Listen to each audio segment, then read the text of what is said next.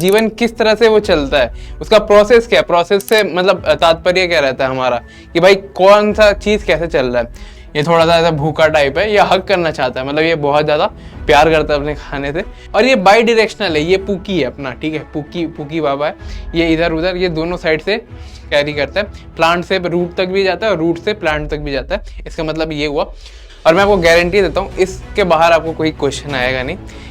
तो नमस्कार दोस्तों, मेरा नाम रोहित शॉ है, करंटली मैं आईआईटी दिल्ली का एक स्टूडेंट हूँ और आज मैं आप सभी को साइंस का जो मोस्ट डिमांडेड चैप्टर है लाइफ प्रोसेस समझाने वाला हूँ। और यार इसको ना एनसीईआरटी से पढ़ाना पॉसिबल नहीं है क्योंकि यार वहाँ बहुत ज़्यादा आंटियों वाले क्वेश्चन दिए गए हैं। इसको मैंने एक अच्छे से पिक्टोरियली रिप्रेजेंट किया और मैं आपको गारंटी देता हूँ इसके बाहर आपको कोई क्वेश्चन आएगा नहीं। और मेरे बायोलॉजी में बोर्ड्स में फुल मार्क्स थे, तो आप मेरे को ट्रस्ट कर सकते हो कि जो भी क्वेश्चंस आएंगे मैं आपको पहले ही बता दूंगा कि ये क्वेश्चन पूछे जाते हैं और कैसे प्रिपेयर किया था मैंने, जिससे मेरे बायो में फुल मार्क्स आए थे।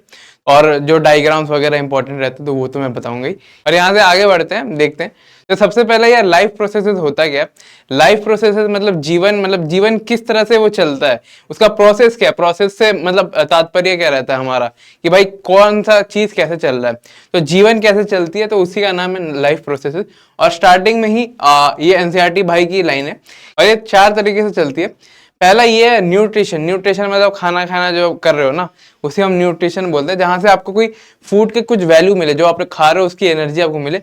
दूसरा है रेस्पिरेशन। रेस्पिरेशन मतलब जो सांस की मदद से आपके खाने को तोड़ा जा रहा है। तीसरा है ट्रांसपोर्टेशन, जो खाने को यहाँ से ट्रांसपोर्ट कर रहा है, ऐसे ऐसे डांस करते करते जाता है ना। वो आप यहाँ गले में हाथ दोगे ना, आपको यहाँ सर्कल वाले रिंग्स पता चलेंगे, आपको मैं क्लास में बता रहा हूँ। ये पेरिस्टालिसिस मूवमेंट है और इसके वजह से खाना नीचे जाता है। आपने ये सुना होगा कि एस्ट्रोनॉट खाना कैसे खाते हैं, तो उनका खाना भी इसलिए अंदर जाता है क्योंकि ये मतलब सांप की तरफ मूव करता है खाना, है ना। और लास्ट में एक्सक्रेशन। एक्सक्रेशन तो आप जानते ही हो, जो आप सुबह और हम सब सुबह जो करते हैं संडास में जाना, आज मैं संडास में जाता हूँ। यही 4 प्रोसेस होते हैं लाइफ प्रोसेसेस के। और यहाँ से आगे बढ़ते हैं, उसके बाद वो ब्रेक डाउन करता है, जैसे न्यूट्रिशन क्या है, न्यूट्रिशन कैसा है ना। आर्य हुआ क्या कॉम्प्लेन बॉय। तो एनसीईआरटी का पेज नंबर 2 है, इसमें हमें न्यूट्रिशन के बारे में बताता है। तो न्यूट्रिशन में 2 प्रकार के न्यूट्रिशन होते हैं, एक ऑटोट्रोफिक होता है और एक हेट्रोट्रोफिक न्यूट्रिशन होता है। ऑटोट्रोफिक वो न्यूट्रिशन होता है जिसमें न्यूट्रिशन मतलब थ्रू इनऑर्गेनिक सब्सटेंसेस, यहाँ देखो एक वर्ड लिखा होगा इनऑर्गेनिक सब्सटेंसेस, इनऑर्गेनिक मटेरियल, ये अगर आपको दिख रहा होगा तो। और इनऑर्गेनिक मटेरियल्स मतलब क्या होता है, मैं वो आपको थोड़े देर में बताता हूँ। मतलब ऑटोट्रोफिक न्यूट्रिशन मतलब अगर मैं खुद का खाना खुद बना पा रहा हूँ, ये वो वाला खाना नहीं कि जो मम्मी बाजार जाती है, मम्मी तो यार खुद का खाना खुद बनाती है, नहीं। अगर आप खुद का खाना खुद बना पाते हो with the help of inorganic substances, ये कोई आपको सीबीएसई का टीचर नहीं बोलता, वो आपको ये बोलेंगे जनरली कि अगर आप खुद का खाना खुद बना सकते हो। ऐसे तो मैं भी खुद का खाना खुद बना सकता हूँ, मेरे को मैगी बनानी आती है, तो वो नहीं होती। With the help of inorganic materials. Inorganic material जैसे पानी हो गया, हवा हो गया, सनलाइट हो गया, कुछ कुछ एग्जाम्पल है जो आगे आएंगे। और दूसरा है हेट्रोट्रोफिक। ऑटोट्रोफिक का ही उल्टा होता है हेट्रोट्रोफिक। हेट्रोट्रोफिक मतलब होता है जो खुद का खाना खुद नहीं बना सकते, जो किसी और पे डिपेंडेंट रहता है। जैसे हम बाजार में जाके टमाटर ले रहे हैं, या वो ले रहे हैं ब्रिंजल ले रहे हैं, या लेडी फिंगर हो गया, ये क्या क्या अंग्रेजी शब्द बोल रहे हो भैया, बैंगन ले रहे हैं या टिड्डा ले रहे हैं या कुछ भी ले रहे हैं, है ना। तो हम किसी और का खाना खा रहे हैं उसको पका के, तो वो डिपेंड कर रहे हैं हम किसी और पे, तो हम हो गए हेट्रोट्रोफिक। और इसको भी फर्दर क्लासिफाई किया जाता है 3 पार्ट में। एक हो गया होलोजोइक, दूसरा हो गया सैप्रोफाइटिक और तीसरा हो गया पैरासाइटिक। पैरासाइटिक से हर साल बोर्ड में क्वेश्चन पूछा जाता है, ये मैंडेटरी याद करके जाना, हर साल 2 मार्क्स का क्वेश्चन पैरासाइटिक से आता है। तो सबसे पहला समस्या होलोजोइक क्या होता है।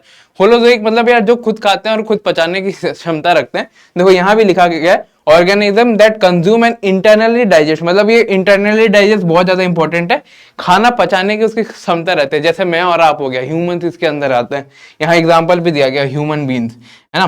तो आप समझ लेना होलोजोइक, या तो अगर आपको याद करना है होलो मतलब ह्यूमन, है ना, होलो ह्यूमन एच, ठीक है, ऐसे करके याद रखना। मैंने बोर्ड में ऐसे याद रखा था, इसके जो फर्दर टाइप्स होते हैं। दूसरा आ जाता है सैप्रोफाइटिक पे, जो डेड और डीकेइंग ऑर्गेनिज्म में फीड करते हैं। जैसे एग्जांपल हो गया मशरूम, अगर आपने देखा होगा वो गंदगी वाली जगह में उगता है। साथ ही साथ ईस्ट हो गया, और भी छोटे छोटे माइक्रो ऑर्गेनिज्म जो होते हैं जो डेड और डीकेइंग ऑर्गेनिक मैटर में फीड करते हैं, उसको हम बोलते हैं सैप्रोफाइटिक। और लास्ट हो गया पैरासाइटिक। पैरासाइटिक हर साल आता है बोर्ड में, और इसका मतलब ये होता है कि ऐसे ऑर्गेनिज्म जो दूसरे ऑर्गेनिज्म पे फीड करते हैं लेकिन उसको हार्म नहीं पहुंचाते, उसको नुकसान नहीं पहुंचाते। फॉर एग्जांपल हो गया, जैसे आपने कभी वो देखा होगा खटमल वगैरह हो गया, तो वो भी पैरासाइटिक का एग्जांपल है ना। और बहुत सारे एग्जांपल, जैसे ये वाला हमेशा बोर्ड में पूछा जाता है, अमरबेल क्या होता है। तो अमरबेल क्या होता है? अमरबेल पैरासाइटिक होता है। ये कोई बेल वेल नहीं है, ये एक पौधे का नाम है जो पैरासाइटिक है। एग्जांपल भी आपसे पूछ सकता है, name a plant which is parasitic in nature. तो प्लांट अगर आपसे पूछे तो अमरबेल लिखना, जैसा कैसकटा भी बोलते हैं। तो ये आपको क्लियर हो गया। यहां से हम आगे बढ़ते हैं और आगे आपको यही मिलेगा कि फोटोसिंथेसिस क्या होता है। तो फोटोसिंथेसिस से मेरे को वो आशीष चंचलानी वाला वीडियो आ जाता है कि फोटो खींचिंग और सिंथेसिस हैपनिंग। तो ये वैसा नहीं है। फोटोसिंथेसिस आप बचपन से पढ़ते आ रहे हो कि यार जो प्लांट का जो प्रोसेस है ना, जिससे वो ऑक्सीजन निकालते हैं with the presence of sunlight और वाटर, ठीक है, तो उसी प्रोसेस को हम बोलते हैं फोटोसिंथेसिस। तो फोटोसिंथेसिस जो है वो एक प्रोसेस का नाम है। सबसे पहला पॉइंट अपना यही है कि ये एक प्रोसेस का नाम है। बाकी और भी सारे टर्म्स है, इसको मैं समझाऊंगा। जैसे क्लोरोफिल क्या होता है, क्लोरोप्लास्ट क्या होता है, ये सब एग्जाम में बहुत ज्यादा पूछे जाते हैं। तो यहाँ भी आपको दिखेगा, the process by which plant can make their own food with the help of carbon dioxide and water by using sunlight energy in the presence of chlorophyll is called photosynthesis.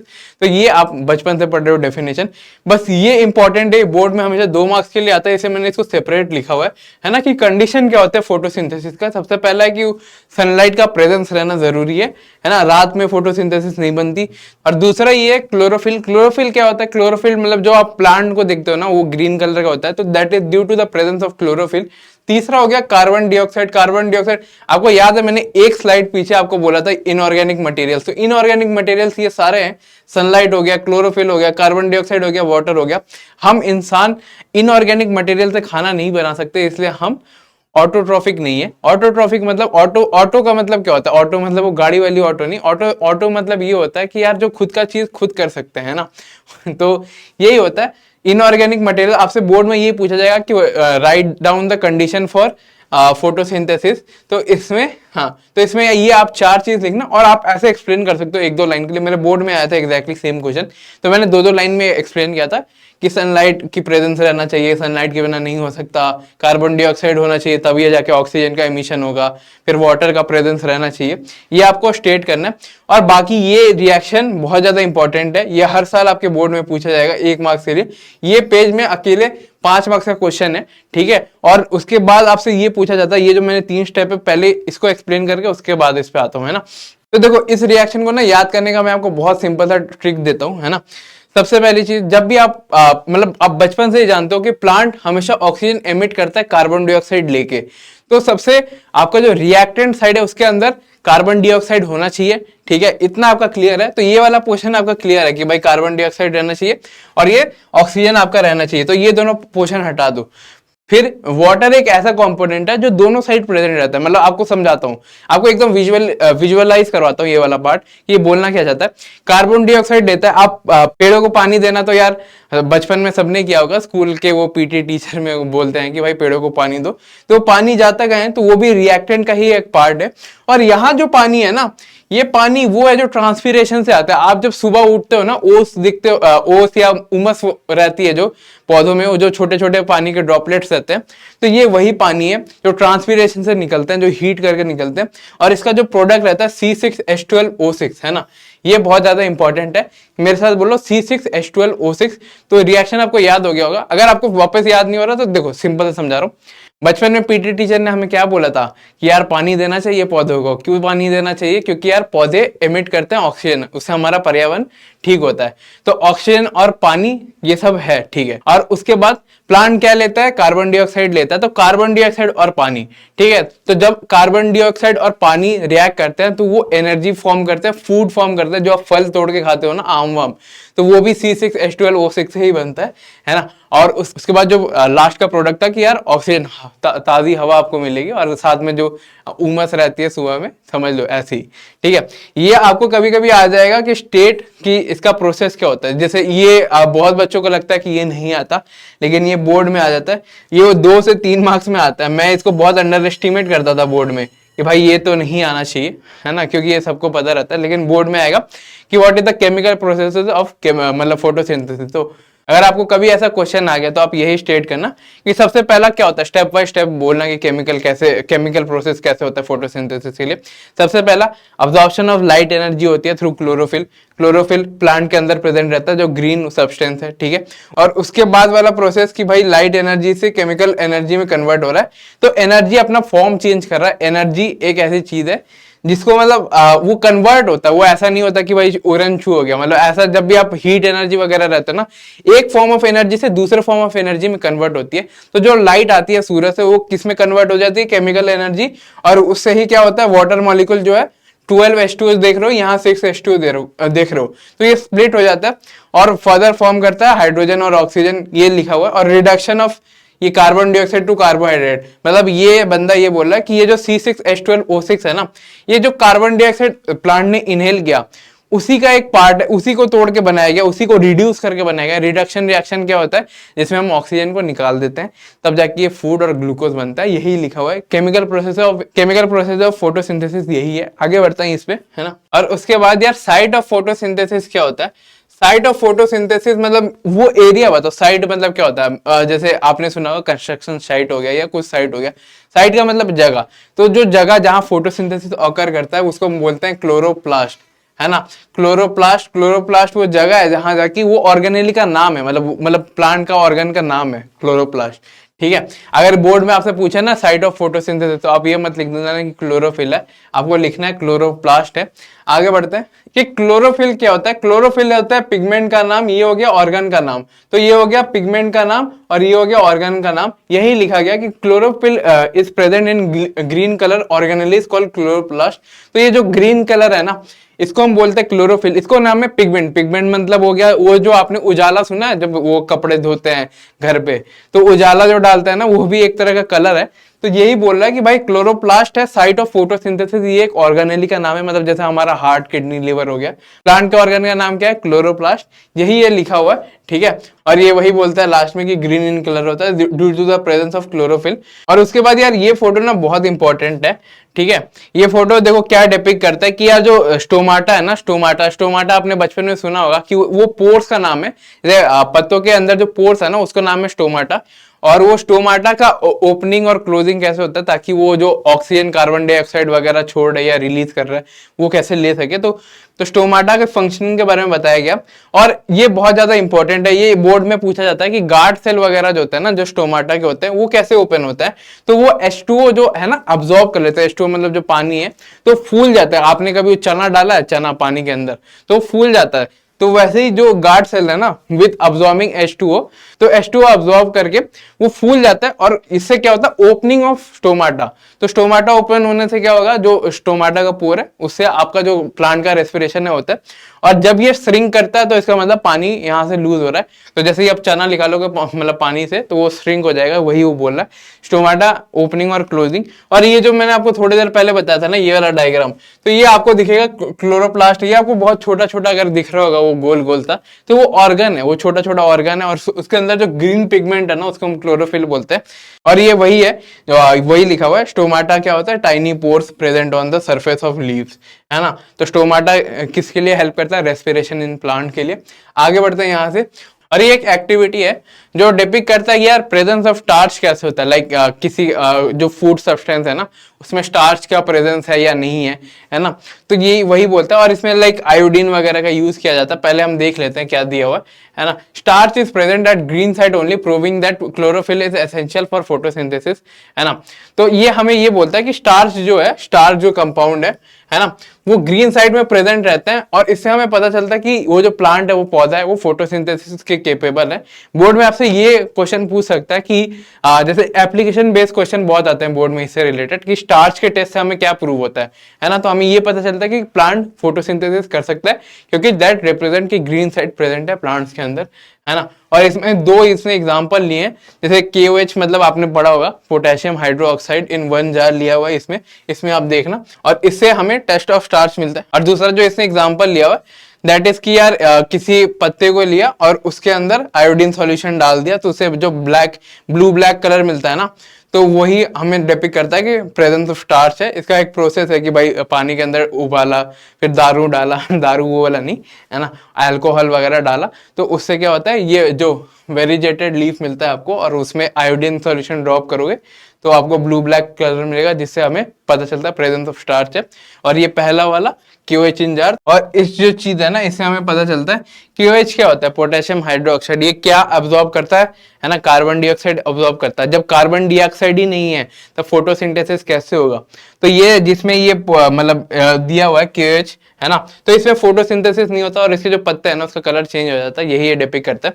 मतलब ओवरऑल इस पन्ने से आपको बस एक ही चीज याद रखनी है कि स्टार्च का टेस्ट किस लिए होता है, to check the presence of कि फोटोसिंथेसिस हो रहा है कि नहीं, एंड उसके साथ also to check the presence of क्या ग्रीन साइड, क्योंकि उसमें क्लोरोफिल प्रेजेंट रहता है। जब भी आप आयोडीन सॉल्यूशन डालते हो ना तो वो ब्लू ब्लैक इसलिए होता है क्योंकि क्लोरोफिल का प्रेजेंस रहता है। तो दो चीज हमें इससे पता चली किस लिए यूज होता है और कैसे यूज होता है और क्या क्या इसका रिजल्ट है। आयोडीन डालोगे तो ये होगा, और KOH डालने से CO2 ऑब्जॉर्ब कर लेता है, तो उसमें फोटोसिंथेसिस नहीं हो सकता। आगे बढ़ते हैं यहाँ से। न्यूट्रिशन इन एमीबा, इसका डायग्राम कभी कभी आ जाता है एग्जाम में, तो 2 मार्क्स के लिए आप इसका डायग्राम वगैरह कभी आ जाता है कि भाई छोटे माइक्रो ऑर्गेनिज्म में कैसे होता है ना, मतलब वो न्यूट्रिशन कैसे लेता है, उनका क्या प्रोसेस रहता है। ये डायग्राम की मदद से आपको मैं समझाता हूँ, ये किताबी भाषा तो भाई चलते रहता है ना। तो देखो ये बहुत मजेदार तरीके से आप सबको समझाऊंगा। एमीबा एक बहुत छोटा आदमी है, मतलब बहुत छोटा आदमी नहीं है, मतलब समझ लो उसकी हाइट बहुत छोटी है और उसको ना हग करना बहुत पसंद है। जैसे आप अपनी क्रश को या किसी को भी हग करना चाहते हो, अपने प्यारे बंदे या बंदी जो भी है ना, उसको हग करना चाहते हो, तो अमीबा जो है ना वो खाने को बहुत अच्छा प्यार करता है और उसको हग करना चाहता है। तो जब वो हग करता है ना, जब वो हाथ ऐसे फैलाता है तो वो जो चीज फॉर्म करती है ना, तो उसका नाम है सूडोपोडिया। तो सूडोपोडिया क्या है, जो जब आप हग करते हो, आप ऐसे मतलब एग्जाम में ऐसे करना, जो एक्सटेंशन है ना, जो एक्सटेंशन है जिससे आप फूड को इनटेक कर रहे हो, तो उसको हम बोलते हैं सूडोपोडिया, है ना। यहाँ आपको एग्जांपल दिखा रहा हूँ डायग्राम से ताकि आपको समझ में आए। ये जो पार्ट है ना, जैसे ये थोड़ा सा फैल गया ऐसे टाइप का, ये थोड़ा सा ऐसा भूखा टाइप है, ये हग करना चाहता है, मतलब ये बहुत ज्यादा प्यार करता है अपने खाने से। और इसके बाद जो इनटेक करता है, उसके बाद एक जो खाली जगह बचा है ना खाने के अलोंग, मतलब जो हवा वाला पार्टिकल रहता है, तो एक वैक्यूम सा बन जाता है जिसके अंदर खाने वाला पार्टिकल है। तो वो जो वैक्यूम वाला पार्ट है, तो उसको हम फूड वैक्यूल बोलते हैं। फूड वैक्यूल मतलब क्या होता है, जिसके अंदर पहली बात तो फूड है, और वैक्यूल मतलब ऐसा होता है कि मतलब गोल सा कप टाइप का स्ट्रक्चर जिसके अंदर खाना प्रेजेंट है, और उसके बाद ये खाना पचाता है। ये जो देख रहे हैं ना, ये इसका न्यूक्लियस है। वैसे ये आपको आगे और भी पढ़ाया जाएगा, है ना। और लास्ट में क्या होता है भाई, इसने सब निकाल दिया पीछे से, मतलब यहाँ आपको कुछ नहीं दिख रहा, मतलब इसने हजम कर लिया। और यही इसका प्रोसेस है, 4 स्टेप में होता है। सबसे पहला तो यार खाना कैसे लेता है, with temporary finger like extension. तो एक्सटेंशन के बारे में मैंने आपको बताया था ना, है ना। ये एक्सटेंशन मतलब फिंगर लाइक एक्सटेंशन, मतलब आप समझ रहे हो हग करना चाहता है। इसमें मैंने आपको ऐसा एग्जांपल दिया ताकि अच्छे से विजुअलाइज कर पाओ। फिंगर एक्सटेंशन मतलब क्या, हग करने जा रहा है। और इस वाले पोर्शन को क्या बोलते हैं, सूडोपोडिया।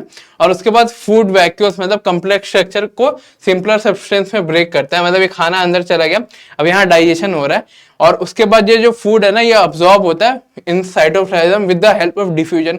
डिफ्यूजन क्या प्रोसेस है, जब हायर कॉन्सेंट्रेशन से लोअर कॉन्सेंट्रेशन में कोई सामान जाता है तो उसे हम डिफ्यूजन बोलते हैं, है ना। और उसके बाद जो अनडाइजेस्टेड पार्ट है उसको हम बाहर फेंक देते हैं, मतलब आप समझ ही रहो, बाहर निकाल दिया खा के बचा के, सुबह सुबह बाथरूम चले गया। आगे बढ़ते हैं, है ना। पैरामेशियम का भी आ जाता है। तो ये दोनों भाई है, मतलब ये दोनों भाई दोनों दवाई, मतलब ये दोनों ही एक प्रजाति से आता है जिसको हम यूकैरियोट सेल्स बोलते हैं, है ना। और इसमें बस याद करने का एक ही चीज है, पूरे पेज से बस एक ही पार्ट आता है कभी बोर्ड में, है ना, कि ये जो मतलब जो बाल टाइप के है ना, जो इसके जैसे आपके यहाँ सरफेस पे होंगे, तो उसको हम क्या बोलते हैं, तो उसे हम बोलते हैं सीलिया। वही बोल रहा है कि यार जो हेयर लाइक स्ट्रक्चर है उसे हम क्या बोलते हैं, सीलिया। यही एक पार्ट है। और इसका डाइजेशन और अमीबा का डाइजेशन सेम होता है। पहले फूड आता है, फिर वो जाके एक्सटेंशन करता है, उसको हग करता है ना। उसके बाद सूडोपोडिया बनता है, फूड वैक्यूल बनता है, साइटोप्लाज्म में वो डाइजेस्ट होकर डिफ्यूजन के माध्यम से इधर उधर स्प्रेड होता है और एक्सक्रीशन के माध्यम से भाई बाहर निकालते हैं, वही है। लेकिन इसमें एक चीज है जो अमीबा में नहीं है, कि इसका एक डेफिनेट शेप है, मतलब अमीबा का नहीं है। अमीबा कहीं इधर उधर मतलब ऐसे घूमता रहता है, लेकिन इसका एक डेफिनेट मतलब इसका एक प्रॉपर शेप उसका नहीं है, वो थोड़ा मतलब जेली टाइप का है अमीबा, है ना।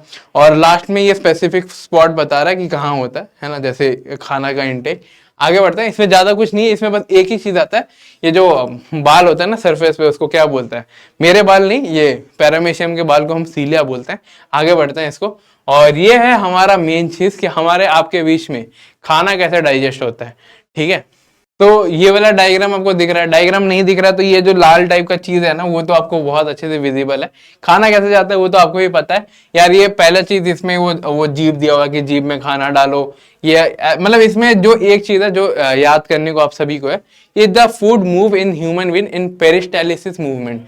पेरिस्टालिसिस मूवमेंट में स्पेलिंग लिख देता हूँ, तो ये स्पेलिंग आप सभी मार्क कर लो या कहीं नोट डाउन कर लो, जो भी एनसीईआरटी पढ़ रहे हो, कि खाना कैसे मूव करता है। मैं आपको एग्जांपल देता हूँ। यहाँ आप फील करो, अभी हाथ दो जैसे लेक्चर के बीच में, और यहाँ आपको ना सर्कल टाइप का कुछ फील होगा, मतलब गले के बीच बीच में। तो वो जो है ना, तो रैपिड कॉन्ट्रैक्शन की वजह से क्या होता है, मतलब जैसे मसल्स यहाँ जो है ना थोड़े बहुत वो कॉन्ट्रैक्ट और एक्सपेंड करते रहते हैं। उससे क्या होता है, एक मतलब ऐसे पानी, मतलब पानी बोल रहा हूँ है ना, ऐसे ऐसे मूवमेंट होता है, मतलब वो नाच नहीं रहा हूं मैं, ऐसे खाने का मूवमेंट होता है, और इसके वजह से खाना जाता है विदाउट मतलब हेल्प ऑफ ग्रेविटी। इसलिए आपको मैं बहुत इंटरेस्टिंग फैक्ट बता रहा हूँ है ना, स्पेस में जो खाना खाते हैं ना जो एस्ट्रोनॉट वगैरह, वो कैसे अंदर जाता है, वो यही होता है। अगर ये नहीं होता ना, स्पेस में कोई खाना नहीं खा पाएगा, वो वहीं मर जाएगा विदाउट फूड, है ना। तो ये बहुत ज्यादा इंपॉर्टेंट है इंश्योर करने के लिए। या कभी आपने ऐसा बच्चा देखा होगा जो बचपन में यार ऐसे उल्टा मतलब सर करके है, कुछ झूला वूला झूल रहा है, मम्मी खाना खिला रही है, तो वो भी कैसे जाता है, against the movement of gravity. तो ये इसी मूवमेंट के लिए होता है, खाना जो खाने का मूवमेंट है। उसके बाद ये जो प्रोसेस है कि भाई वो पेट में जाता है, पेट में जाके एसिड वगैरह रहता है, वहाँ डाइजेशन होता है। उसके बाद आगे बढ़ता है, लीवर और मतलब बाइल जूस वगैरह रहती है, पैनक्रियाटिक जूस रहती है, उसके बाद लार्ज इंटेस्टाइन, स्मॉल इंटेस्टाइन, फिर लास्ट में बाहर निकल जाता है। ठीक है, इससे, है ना। आगे बढ़ते हैं। मेरे स्कूल में एक बच्चा था और वो बहुत ज्यादा शरारत करता था। लास्ट में हमने उसका नाम यही रख दिया था, एनूस, है ना, एनूस। हम ऐसे ही उसको चिढ़ाते थे बायो की क्लास में। आगे बढ़ते हैं यहाँ पे। और साथ ही साथ ये एक इंपॉर्टेंट फैक्ट है, ये मोस्ट इंपॉर्टेंट है, वीवीआईपी क्वेश्चन, है ना। और इसका तात्पर्य मैं आपको समझाता हूँ। जो भी शाकाहारी जीव होते हैं ना, शाकाहारी जीव मतलब जो वेजिटेरियन होते हैं, आप में से बहुत बच्चे होंगे वेजिटेरियन, नॉन वेजिटेरियन, है ना, तो उनकी बातें नहीं कर रहा हूँ। जो मतलब जो नेचुरली शाकाहारी है, हम तो ओमनीवोर हैं, हम पेड़ भी खा सकते हैं, हम मतलब मांस भी खा सकते हैं, हम मतलब पौधे वगैरह भी सब भी खा सकते हैं। तो ओमनीवोर्स की बात नहीं कर रहा हूँ। जो प्योर कार्निवोर है और जो प्योर हर्बीवोर है, प्योर हर्बीवोर मतलब गाय हो गया, गाय हमारी माता है। फिर गोट हो गया, गोट मतलब वो नहीं, रोनाल्डो की बात नहीं कर रहे हैं अपन, है ना। गोट मतलब बकरा हो गया, या तो मतलब ऐसा ऐसा जो प्राणी जो पैदाइशी मतलब जो जन्म से हर्बीवोर है उसकी बात कर रहे हैं। और जो कार्निवोर मतलब शेर वगैरह हो गया, तो उनके अंदर जो इंटेस्टाइन होती है ना हर्बीवोर के अंदर, तो बहुत ज्यादा लार्ज रहती है। और इसका रीजन बहुत ज्यादा सिंपल है, क्योंकि वो हमेशा प्लांट लेते हैं, और प्लांट में ना बहुत लाइक जो उसका डाइजेशन प्रोसेस है ना, उसको वहां से सेलुलोज निकालने के लिए, अब ये बात ध्यान से सुनना, सेलुलोज निकालने के लिए बहुत ज्यादा फूड को इधर उधर करके ऐसे ट्रेवल करना पड़ता है, तो इसलिए वो बहुत ज्यादा लंबा होता है। तो एग्जाम में आपसे ये क्वेश्चन पूछेगा, ध्यान से सुनना, कि वाई मतलब जो इंटेस्टाइन होता है हर्बीवोर्स का अगर लॉन्गर कंपेयर टू कार्निवोर्स, तो इसका रीजन ये है कि भाई दे फीड ऑन प्लांट। तो जो सेलुलोज है, सेलुलोज जो प्लांट से निकलता है ना, उसका डाइजेशन के लिए उसके इंटेस्टाइन बहुत लंबे होते हैं, है ना। और कार्निवोर को सेलुलोज मतलब निकालना नहीं पड़ता, जैसे मतलब समझ लो वो किसी और का मीट खा रहा है तो उसमें डायरेक्ट उनको एनर्जी मिल जाती है, इसलिए उनको पचाने में उतना दिक्कत नहीं होती, इसलिए उनकी स्मॉलर इंटेस्टाइन रहती है। तो जैसे यहाँ भी लिखा longer small intestine for digestion in cellulose, for the digestion of cellulose. Cellulose क्या है, जो प्लांट के अंदर मतलब पौधों के अंदर जो कंपाउंड पाया जाता है, वो जो फूड है, स्टार्च वगैरह आप जो सुन रहे थे ना, C6H12O6, तो उसे हम सेलुलोज बोलते हैं, उसका थोड़ा कम्प्लेक्स वर्जन। और कार्निवोर मतलब समझ लो, कार्निवोर क्या, स्मॉलर जो इंटेस्टाइन होती है ना। और इससे क्या होता है, they are easy to digest, मतलब यहाँ लिखा हुआ है कि जो मतलब मच्छी मांस है ना, हाँ, जो मीट है वो किसी का, वो बहुत इजी होता है डाइजेस्ट करने के लिए, वही इसमें लिखा हुआ है। आप ये मत सोचना कि भैया भैया मैं तो वेजिटेरियन हूँ, मेरा तो इंटेस्टाइन बहुत बड़ा होगा कंपेयर टू मेरे दोस्त का जो हमेशा मांस मच्छी खाता है। तो नहीं, मैंने पहले ही बोला जो जन्म से है उसी के लिए, है ना, स्मॉल और लॉन्ग इंटेस्टाइन। कोई स्कूल में ये मत बोलना कि मेरी सुपर नेचुरल पावर आ गई। और वो एक सपना देखते हैं ना हम बच्चे कि यार किसी एक दिन सुबह उठेंगे, क्रश को बचाएंगे, बोलेंगे स्कूल में कि मेरे पास एक सुपरमैन जैसे शक्ति आ गई। तो ये मत बोलना कि भाई मेरा इंटेस्टाइन बड़ा हो गया, कोई आपको मजाक ही उड़ाएगा वो, ठीक है। और उसके बाद यार आगे बढ़ते हैं। तो आगे अपन को ज्यादा कुछ नहीं बोलता, अपन को बोलता है कि यार जो सलाइवा है ना, जो मतलब सलाइवा, मैं आपको एग्जांपल दे रहा हूँ। सलाइवा जो मतलब जो थूक होती है, विमल कोई मत समझना। तो जो मतलब विमल नहीं, जो अपना सलाइवा है बॉडी का, वो स्टार्च को ब्रेक करता है, विमल को नहीं, ठीक है। तो यही इस एक्सपेरिमेंट बता रहा है। ये एक्टिविटी था एनसीईआरटी का, और इससे 1 मार्क्स का क्वेश्चन आ जाता है। जहां जहां आपके मार्क्स वाले क्वेश्चन पूछे जाते हैं ना, मैं ऐसे सर्कल करके आपको बता दूंगा। तो ये आपको पूछेगा एग्जाम में कि जो सलाइवा है that is help to break down, मतलब कौन सा कंपोनेंट, तो आप बोलना स्टार्च। इसने एग्जांपल लिया जैसे आयोडीन इसने डाला है स्टार्च प्लस सलाइवा के, मतलब जो टेस्ट ट्यूब में उसके सॉल्यूशन में डाला, और एक वो डाला स्टार्च के सॉल्यूशन में। तो जो स्टार्च का सॉल्यूशन था ना, वो कलर चेंज हो गया। वो किस कलर में हो जाएगा? ब्लू ब्लैक, है ना, कमेंट्स करके बताना। और इसका मतलब क्या होता है? स्टार्च प्रेजेंट है इस पे।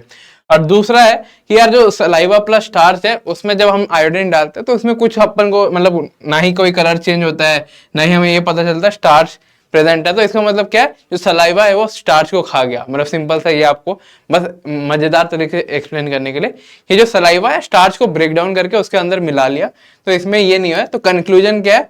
ये वाला कंक्लूजन 1 मार्क्स के लिए आता है ना। Saliva causes break down of starch, है ना। अब यहाँ से आगे बढ़ते हैं। आगे ये चीज है जो 3 मार्क्स के क्वेश्चन में पूछी जाएगी आपके बोर्ड्स में, है ना। जो जो मार्कर वाले क्वेश्चन है ना, मैं आपको सब बता रहा हूँ, ये स्टेप वाइज ही बढ़ रहे हैं। और जो जो इंपॉर्टेंट नहीं है उतना, जैसे वो सीलिया वाला क्वेश्चन है ना, ये क्या होता है ना, यहाँ जो बाल है पैरामेशियम का, वो सब नहीं आता एग्जाम में। ये सब आएगा, आपके पूछा जाएगा। ब्रीदिंग और रेस्पिरेशन में डिफरेंस बताओ, है ना। ब्रीदिंग क्या होता है, रेस्पिरेशन क्या होता है। तो ब्रीदिंग जो है वो एक फिजिकल प्रोसेस है। मतलब मैं आपको जैसे समझाऊं, मतलब जो सांस ले रहे, जो आलोम विलोम करते हैं ना बाबा रामदेव, तो वो है ब्रीदिंग। रेस्पिरेशन क्या है? जो वो ब्रीदिंग को लेके हम खाना तोड़ते हैं, जो ब्रेक डाउन ऑफ फूड है ना, विद द हेल्प ऑफ जो हम लेते हैं, तो उसे हम रेस्पिरेशन बोलते हैं। जैसे इसमें ये लिखा हुआ है, the process of break down of food to produce energy. और ये एक केमिकल प्रोसेस है, ये कोई फिजिकल प्रोसेस नहीं है, क्योंकि इसमें खाना तोड़ा जा रहा है, इसको एनर्जी में कन्वर्ट किया जा रहा है, एटीपी में कन्वर्ट किया जा रहा है ना। और ये क्या है? ये एक फिजिकल प्रोसेस है, मतलब प्रोसेस मतलब आप समझ लो जो बाबा रामदेव करते हैं आलोम विलोम, तो यही लिखा हुआ है, the process of inhaling and exhaling the air. मतलब इसका बस ब्रीदिंग मतलब क्या होता है? सांस अंदर लो, सांस बाहर लो। और रेस्पिरेशन का मतलब क्या होता है? जब आपने खाना खाया, वो टूटा, उसका जो ब्रेक डाउन हुआ, वहां से जो हमको एनर्जी मिले, जिसकी वजह से मैं बात कर पा रहा हूँ, ये ऐसे हाथ मूव कर पा रहा हूँ, क्रश के बारे में इमेजिन कर पा रहा हूँ, ये जो एनर्जी मिलती है जो खाना खाने से, उससे हम रेस्पिरेशन का नाम देते हैं। और हाँ, और इसमें कोई एनर्जी रिलीज नहीं होती, ऊपर एनर्जी लगती है। मतलब जो आप सांस ले रहे हो, बाहर ले रहे हो ना, तो बॉडी को एनर्जी मतलब लगती है कि हाँ, जो मूवमेंट कर रहा है नाक का, है ना, यहाँ कोई एनर्जी रिलीज नहीं होती है। और ऑन द अदर हैंड, इसमें मैंने आपको बोला कि एटीपी के फॉर्म में, मतलब एटीपी क्या होता है? एटीपी कोई पोकेमॉन नहीं है, इसका नाम है एडेनोसाइन ट्राइफॉस्फेट। मतलब ये कंपाउंड है जो जिससे एनर्जी का बेसिक फॉर्म होता है ना बॉडी में। एटीपी होता है, एक एडीपी होता है, आपको जेई में पता चलेगा ये चीज, है ना, वो बायोमोलिक्यूल्स वाले चैप्टर में। और ये लंग्स में हैपन करता है, और ये सेल्स में हैपन करता है। जो ब्रेक डाउन होता है फूड का, सेल्स में ऑकर करता है, यही है। एटीपी का रिलीज होता है रेस्पिरेशन में। और यहाँ से आगे बढ़ते हैं। आगे इस वाले पेज से 2 क्वेश्चन हमेशा पूछे जाते हैं बोर्ड में। सबसे पहला पूछा जाएगा कि जो आपके जो मसल वगैरह दुखते हैं ना, अपने बोर्ड के जो सैंपल पेपर देख लो, मेरे बोर्ड में ये क्वेश्चन आया था और हर साल रिपीट होता है कि जो मतलब मसल है ना, वो मसल स्ट्रेन क्यों करता है, स्ट्रेन मतलब दुखता क्यों है। और दूसरा है कि यार वो ब्रेड है ना, उसमें ईस्ट का क्या रोल है, तो ये आपके आता है। तो इसका प्रोसेस ये हमें बताया गया एनसीईआरटी में, है ना, अकॉर्डिंग टू एनसीईआरटी भाई। जो ग्लूकोज का जो मॉलिक्यूल है ना, 6 कार्बन वाला C6H12O6, है ना, वो कन्वर्ट हो जाता है 3 कार्बन मॉलिक्यूल प्लस एनर्जी में इन साइटोप्लाज्म, ठीक है। और ये जब होता है पाइरूवेट बोलते हैं इसे हम, पाइरूवेट मतलब आप समझ लो कि यार जो ग्लूकोज का जैसा नाम है ना C6H12O6, तो ये C3 है, ये C3 है। और ये पाइरूवेट के कंपाउंड और ग्लूकोज का कंपाउंड में लिख देता हूं अगर आपको कंफ्यूजन हो रहा है थोड़ा। तो यार मैं आपके लिए ये लिख लिया हूं, है ना। जैसे मतलब ये एग्जाम में आपसे पूछा नहीं जाएगा कि पाइरूवेट का फॉर्मूला क्या होता है, बट थोड़ा सा एडिशनल एफर्ट ताकि आपको समझ में आए, है ना। ग्लूकोज एक कंपाउंड का नाम है, जैसे C6H12O6, वैसे ही पायरूवेट एक कंपाउंड का नाम है, C3H3O3-। ठीक है, तो ये आप ध्यान से याद रखना कि ये कुछ अलग चीज नहीं है, ये कुछ अलग चीज नहीं है, ये इसी का वर्जन है। आप देख रहे हो ये आधा है, लगभग इसके आधा है। ठीक है, मतलब एग्जैक्टली तो नहीं है, जिसमें इसमें हाइड्रोजन जाता है, इसमें मतलब समझाने के लिए कि ये आधा है, तो ये ब्रेक डाउन हो रहा है कहीं ना कहीं, तो ये ब्रेक डाउन होता है तो एनर्जी रिलीज करता है। और ये जो पायरूवेट है, यहीं से जो रेस्पिरेशन के 3 फॉर्म्स होते हैं। सबसे पहला हो गया सबसे पहला हो गया अल्कोहलिक रेस्पिरेशन हो गया, है ना। अल्कोहलिक रेस्पिरेशन मतलब ये मत समझना चकना दारू ये सब नहीं, जब रेस्पिरेशन ऑकर करता है in the absence of oxygen, है ना। फॉर एग्जांपल ईस्ट हो गया या ब्रेड मोल्ड वगैरह हो गया, तो ब्रेड मतलब मैं आपको प्रैक्टिकल एग्जांपल से समझाता हूँ। कोई भी ब्रेड लेते हो ना, तो उसमें छोटे छोटे छोटे छोटे एकदम दाने टाइप का रहेगा। मेरे पास ब्रेड नहीं है, वरना मैं आपको दिखाता हूं। तो उसमें जो छोटे छोटे छोटे मतलब गोल गोल दाने हैं ना, तो वो क्या है, वो फॉर्म इसलिए होता है due to the absence of oxygen. तो उस पर क्या होता है, जब भी ये प्रोसेस टेक प्लेस करता है तो कार्बन डाइऑक्साइड बाहर निकलती है, और जो बाहर निकलती है ना, तो इसलिए वो बुलबुले टाइप के फॉर्म होते हैं। ये आपको बहुत ज्यादा काम आता है किसमें, मतलब मोल्डिंग ऑफ ब्रेड हो गया, ब्रेड के जो मतलब मेकिंग में आप समझ रहे हो, जिस एग्जांपल से मैं दे रहा हूँ, ईस्ट में बहुत ज्यादा यूज होता है। तो एग्जाम में आपसे ये पूछेगा कभी कभी कि जो ब्रेड मोल्ड पे कौन सा टाइप का कैसा रेस्पिरेशन होता है, ईस्ट वगैरह का रेस्पिरेशन कैसे करते हैं, तो ये आप बोलना कि वो एब्सेंस ऑफ ऑक्सीजन में करते हैं। और इसके बाद आता है दूसरा, कि ये क्वेश्चन हमेशा बोर्ड में आता है, हमेशा लिख लो, है ना, हमेशा 2 मार्क्स के लिए, कि मसल स्ट्रेन क्यों करता है। जब आप भागते हो ना, जब आप जिम करते हो ना, वो आप देखते हो सनी देओल वाला कि हैंड पंप लेके मार रहा है इधर उधर, वो जब जिम करके आते हो ना, तो मसल ब्रेक डाउन करता है, और जितना आप वर्कआउट करते हो ना, तो उतना वो मसल के पास ऑक्सीजन कम रहती है। ठीक है, तो वो जो ऑक्सीजन कम है, तो उससे लैक्टिक एसिड का फॉर्मेशन होता है, और यही लैक्टिक एसिड का फॉर्मेशन बहुत ज्यादा दुखता है, बहुत ज्यादा पेन ऑकर करता है। इसको रिलीव करने का तरीका मैं आपको बता दूं, कभी अगर आपने एक्सरसाइज जिम कर लिया होगा, हॉट वाटर बाथ होता है ना, वो आप कर लोगे तो ये मतलब हट जाता है ये वाली प्रॉब्लम। ये आपको नहीं लिखना है कि हॉट वाटर बाथ कर लो मैम, अगर आपको ऐसा हो रहा है। आपसे एग्जाम में पूछा गया कि मसल पेन क्यों होता है, और आपको ये एक्सप्लेन करना है सिस्टमेटिकली कि जब हम वर्कआउट बहुत करते हैं ना, तो लैक ऑफ ऑक्सीजन होता है इन मसल्स, और उससे लैक्टिक एसिड का फॉर्मेशन होता है, और इसी वजह से मसल का पेन होता है। यहाँ उसने वही लिखा है, लैक्टिक एसिड रेस्पिरेशन या फर्मेंटेशन। ठीक है, ये आप याद करना, ये किसके लिए होता है, ईस्ट के लिए, और ये क्या होता है, मसल के लिए। ठीक है, सिस्टमेटिकली चलेंगे। और लास्ट वाला कुछ नहीं है, लास्ट वाला जो अपन ने पिछले पेज में पढ़ा था, है ना, कि ऑक्सीजन लिया, खाना खाया, कार्बन डाइऑक्साइड रिलीज हो रहा, मतलब जो रेस्पिरेशन है उसी का प्रोसेस है, जो प्योर रेस्पिरेशन है। वहां इसने लिखा था ना, इन द सेल। ठीक है, हैपेंस इन द सेल। तो साइंस में बहुत बच्चों को एक ही क्वेश्चन आता है, mitochondria is the power house of the cell. तो ये माइटोकॉन्ड्रिया में ऑकर करता है, और ये वही है जो आप सांस लेते हो, उसके बाद जो ब्रेकडाउन ऑफ फूड होता है इन माइक्रोकॉन्ड्रिया, तो वो क्या करता है, एनर्जी एमिट करता है, कार्बन डाइऑक्साइड और पानी, मतलब ये किसलिए होता है, माइक्रोकॉन्ड्रिया। ठीक है, वो वाला नहीं, microchondria is the power of the cell, यही अपन को आता है साइंस में भैया, इसके आगे नहीं आता। आगे यही है, बस इसको थोड़ा बहुत रख दिया हूं ताकि आपको समझ में आए। एरोबिक और एनारोबिक रेस्पिरेशन, इसमें जहां लैक ऑफ ऑक्सीजन था ना, इस वाले पार्ट को हम बोलते हैं एनारोबिक रेस्पिरेशन, और ये जो ऑक्सीजन के प्रेजेंस में हो रहा है ना, है ना, इसको हम बोलते हैं एरोबिक रेस्पिरेशन। एनारोबिक रेस्पिरेशन क्या हो गया, ये जो दोनों अपन ने करा है, इसको हम बोलते हैं एनारोबिक रेस्पिरेशन। एक तो ईस्ट का हो गया, एक जो लैक्टिक एसिड फॉर्मेशन होता है मसल्स में, ये दोनों हो गया एनारोबिक रेस्पिरेशन। एनारोबिक मतलब ना मतलब आपने सुना होगा ना, एना एना एना मतलब आप अपनी किसी क्रश का नाम मत समझना। एना मतलब ना रोबिक मतलब ऐसा आ रहा है ना, एनारोबिक, है ना, नहीं मतलब किसी चीज का प्रेजेंस नहीं होना, लैक ऑफ ऑक्सीजन में जो रेस्पिरेशन ऑकर करता है उसे हम बोलते हैं एनारोबिक रेस्पिरेशन। एरोबिक रेस्पिरेशन उल्टा, कि इन द प्रेजेंस ऑफ ऑक्सीजन जो रेस्पिरेशन ऑकर करती है उसे हम बोलते हैं एरोबिक रेस्पिरेशन। यही लिखा हुआ है कि इसमें ऑक्सीजन रिक्वायर्ड होता है, इसमें ऑक्सीजन रिक्वायर्ड नहीं होता, इसमें एनर्जी बहुत कम प्रोड्यूस होती है, इसमें एनर्जी पूरी प्रोड्यूस होती है, क्योंकि ऑक्सीजन की क्वांटिटी ज्यादा रहती है कंपेयर टू एनारोबिक। उसके बाद यहाँ कंप्लीट ऑक्सीडेशन टेक प्लेस करता है। ऑक्सीडेशन मतलब आप समझ गए हो कि ऑक्सीजन का जो प्रेजेंस है, ऑक्सीजन के मतलब से जो फूड वगैरह टूटता है, तो इसके वजह से जो भी ब्रेकडाउन ऑफ ग्लूकोज वगैरह होता है वो कंप्लीट ऑक्सीडेशन की वजह से होता है। और यहाँ इनकम्प्लीट ऑक्सीडेशन रहता है, और जो ब्रेकडाउन ऑफ ग्लूकोज होता है due to the presence of कम जो मतलब ऑक्सीजन रहता है। एनारोबिक में ऐसा नहीं होता कि पूरा ऑक्सीजन हट गया, बहुत कम क्वांटिटी रहती है ना। ठीक है, और और ये भी एक चीज है जो सीबीएसई के टीचर आपको नहीं बोलते कि वो आपको ये बता देंगे कि भाई जैसे फॉर एग्जांपल ना, इसमें एनारोबिक में ये है कि मतलब वो ही नहीं है, मतलब ऑक्सीजन वगैरह कुछ ही नहीं है, तो इसमें बहुत कम है, बहुत कम, मतलब इसमें होती है, बहुत कम होती है। ठीक है, यही एक छोटे सा डिफरेंस था जो थोड़ा सा स्टैंड आउट करके मैं आपको बताना चाहता था आपको, ताकि याद रहे। कोई आपसे एग्जाम में पूछे ना कि एनारोबिक में ऑक्सीजन रहता है नहीं, तो आप लिख देना फॉल्स, उसमें बहुत कम रहता है, बहुत कम रहता है, लेकिन रहता है। ठीक है, और occurs in mitochondria, power of the cell, जो मैंने आपको पिछले बताया था, ये किस में ऑकर करता है, साइटोप्लाज्म में ही हो जाता है ये। और इसका एंड प्रोडक्ट क्या होता है, CO2 प्लस H2। इसमें यार एंड प्रोडक्ट या तो लैक्टिक एसिड हो गया या तो इथेनॉल हो गया, जो आपने देखा होगा अल्कोहलिक वाले में, है ना, और लैक्टिक एसिड का फॉर्मेशन में आपने जो देखा है, वही इसका दोनों एंड रिजल्ट है। एग्जाम में आपसे कभी कभी 3 मार्क्स से पूछ लिया जाता है, तो इसमें तो कोई भी 3 पॉइंटर्स लिख देना।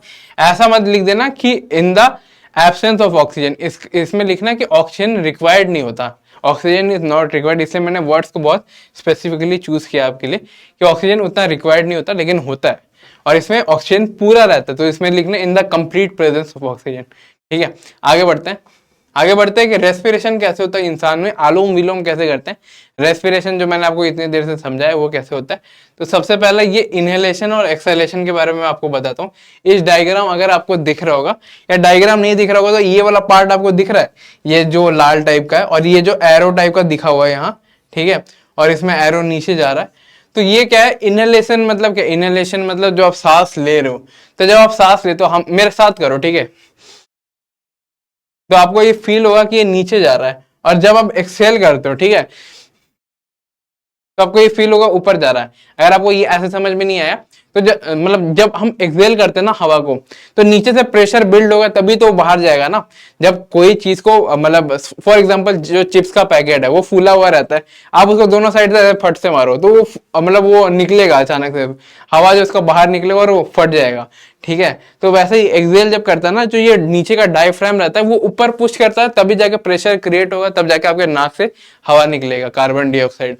और जब इनहेल करते हो ना, तो ये स्पेस क्रिएट करता है, नीचे ये जाता है ताकि स्पेस क्रिएट हो सके और लंग आपका फूल सके। ठीक है, इन शॉर्ट यही था इस प्रोसेस में, बस यही लिखा है कि डायफ्राम कॉन्ट्रैक्ट होता है। कॉन्ट्रैक्ट मतलब या तो आप ऐसे लिख देना, बस यही लिखा है इन शॉर्ट कि डायफ्राम जो है इनहेलेशन में कॉन्ट्रैक्ट होता है, कॉन्ट्रैक्ट मतलब नीचे जाता है, और एक्सहेलेशन में क्या होता है, ये रिलैक्स करता है। रिलैक्स मतलब ये ऊपर की तरफ टेंड करता है, और ये वही है move downward and become flat, ये नीचे गया, ये फ्लैट हो गया लगभग, है ना, और ये मूव अपवर्ड करता है, और क्या होता है, dome shape structure. Dome shape मतलब जो आप देखते हो ना, मतलब मस्जिद वगैरह में वो होता है डोम शेप, तो यहाँ आपको दिख रहा होगा, इसको शेप का नाम है डोम शेप। ठीक है, और चेस्ट कैविटी, आपको ये चीज भी फील हो गई होगी, और आपको ये चीज भी फील हो गई, जब भी आप सांस लेते हो ना, तो ये फूल जाता है, ये बहुत ज्यादा फूल जाता है, ये लार्ज हो जाता है, तो यही लिखा है। और ये जब आप सांस छोड़ते हो तो ये बहुत ज्यादा छोटा हो जाता है, यही लिखा हुआ है। जब एयर इज शक्ड इनटू लंग्स, तो इसमें क्या होता है, ये लंग्स के अंदर एयर जाता है, जैसा मैंने आपको एक्सप्लेन किया, जो मैंने आपको फिगर में एक्सप्लेन किया ना, वही लिखा हुआ है। और इसमें क्या होता है, एयर रिलीज हो जाता है, यही इस पॉइंट में है। आगे बढ़ते हैं इस पे, है ना, मैं ये नोट्स आपको नीचे डिस्क्रिप्शन में प्रोवाइड कर दूंगा ताकि आपको हेल्प हो सके। ठीक है, रेस्पिरेशन इन प्लांट्स के बारे में देखते हैं। ठीक है, इसमें एक चीज 1 मार्क्स के क्वेश्चन में आ सकता है, ये कभी सर्जन रीजन में आ सकता है आपके, कि रेस्पिरेशन प्लांट में किस टाइम में ऑकर होती है। तो वो रेस्पिरेशन सुबह में भी होती है, रात में भी होती है, क्योंकि रेस्पिरेशन वो प्रोसेस है जिसमें मतलब फूड का ब्रेकडाउन हो रहा है और वो कार्बन डाइऑक्साइड रिलीज कर रहा है। जबकि फोटोसिंथेसिस ऐसा प्रोसेस है जो in the presence of sunlight ही होता है, अगर सनलाइट नहीं है तो रात को नहीं होता। तो यही एक इंपॉर्टेंट पार्ट है कि ये जो रेस्पिरेशन है ना, ये सुबह में भी होता है, इन डे टाइम भी होता है, और इन नाइट टाइम भी होता है। यही था इस पेज में, है ना, और ये नाइट टाइम में भी होता है रेस्पिरेशन। ठीक है, यही इस पेज में था, इससे ज्यादा इससे नहीं आता, है ना। तब भी इसमें वही लिखा है कि जो सुबह है ये ऑक्सीजन प्रोड्यूस होता है, रात में कार्बन डाइऑक्साइड और ये प्रोड्यूस होता है रेस्पिरेशन में डे टाइम में। और बहुत बच्चों को लगता है ना सुबह सुबह बस ऑक्सीजन ही प्रोड्यूस होती है, तो नहीं, ऐसा नहीं होता।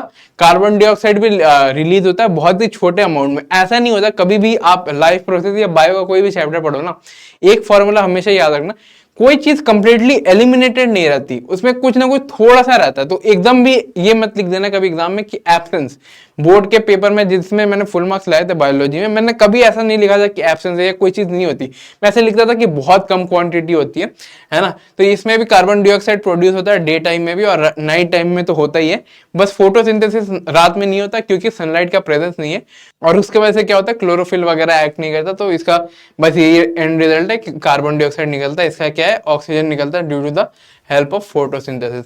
आगे बढ़ते हैं इसमें ब्रीदिंग इन फिश। इसमें एक असर्जन रीजन या एप्लीकेशन टाइप क्वेश्चन ये आता है कि रेट ऑफ ब्रीदिंग फिश में फास्टर क्यों पाई जाती है। तो इसका आंसर ये है कि यार पानी के अंदर ना बहुत कम अमाउंट में डिजोल्व ऑक्सीजन है, और वो ऑक्सीजन मतलब अपनी एनर्जी को फुलफिल करने के लिए वो पानी बहुत जल्दी खींचना पड़ता है, समझ रहे हो। जितना जितना ज्यादा पानी का इंटेक करोगे उतना ज्यादा मतलब आपको ऑक्सीजन मिलेगा।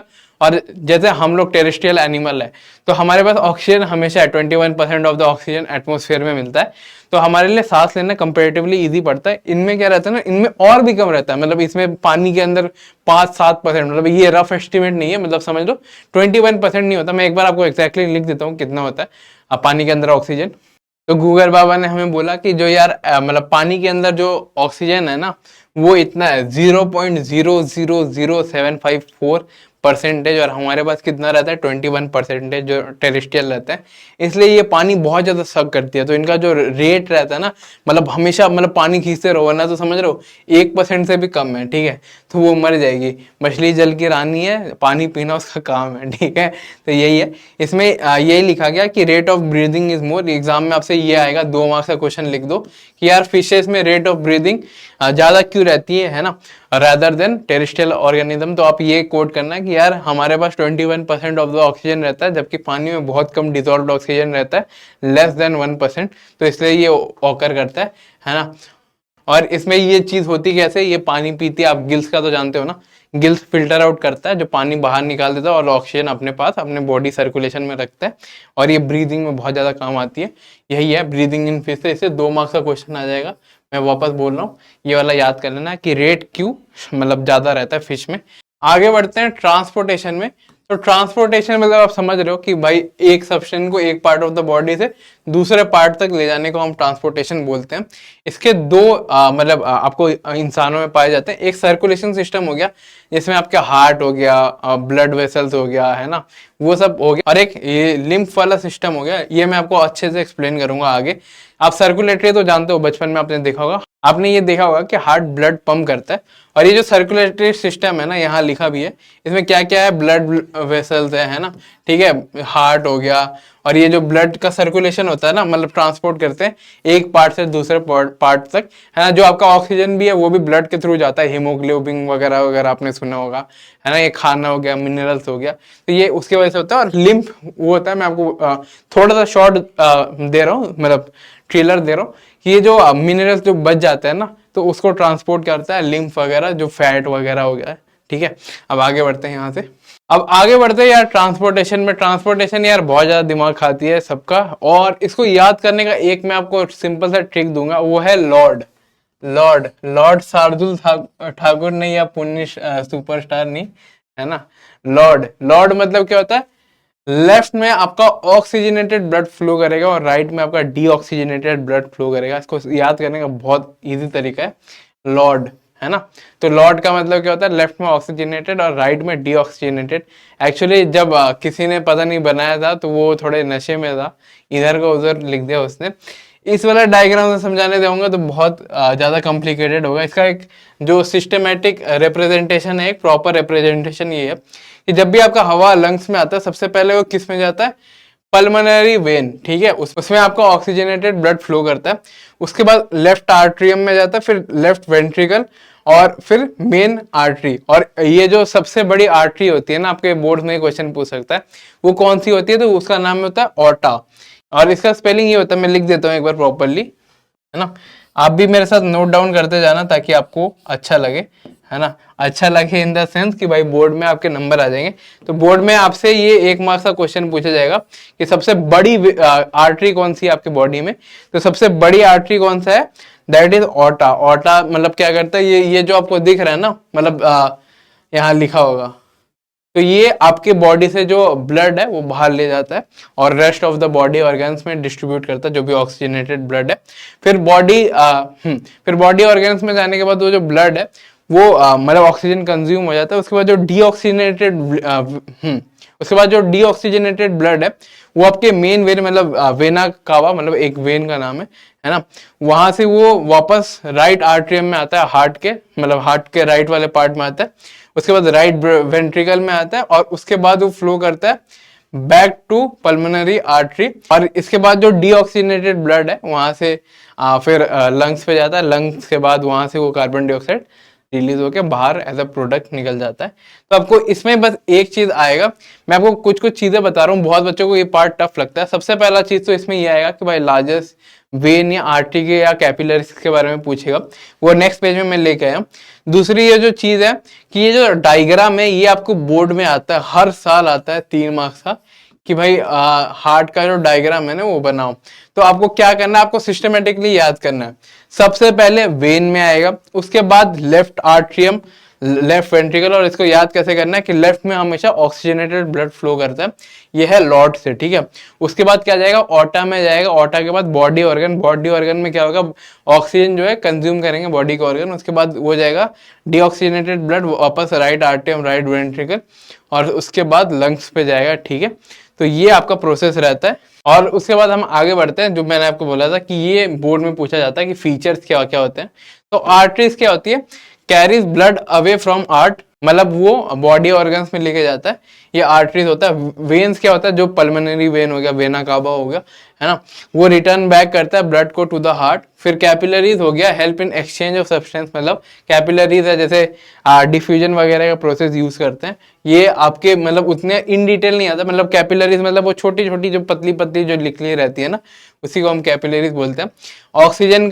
ऑक्सीजन का मैंने आपको बताया कि लॉर्ड से याद रखना हमेशा, ठीक है। लॉर्ड मतलब लॉर्ड पुनीत सुपरस्टार नहीं या शार्दुल ठाकुर नहीं, लॉर्ड अपना कौन सा है, अपना हार्ट है ना। आर्टरीज में ऑक्सीजनेटेड ब्लड फ्लो करता है और वेन्स में डीऑक्सीजनेटेड ब्लड रहता है। ये वाला डायग्राम में भी आपको मैं बताया था, ये जो वेना कावा है इसमें डीऑक्सीजनेटेड ब्लड है, और आर्टरीज में ऑर्टा सबसे बड़ा आर्टरी होता है, उसमें ऑक्सीजनेटेड ब्लड है, वो ऑर्गन्स को देता है, ठीक है। कैपिलरीज में क्या होता है, ये दोनों ऑक्सीजनेटेड और डीऑक्सीजनेटेड ब्लड का ट्रांसपोर्ट करता है कैपिलरीज, ठीक है।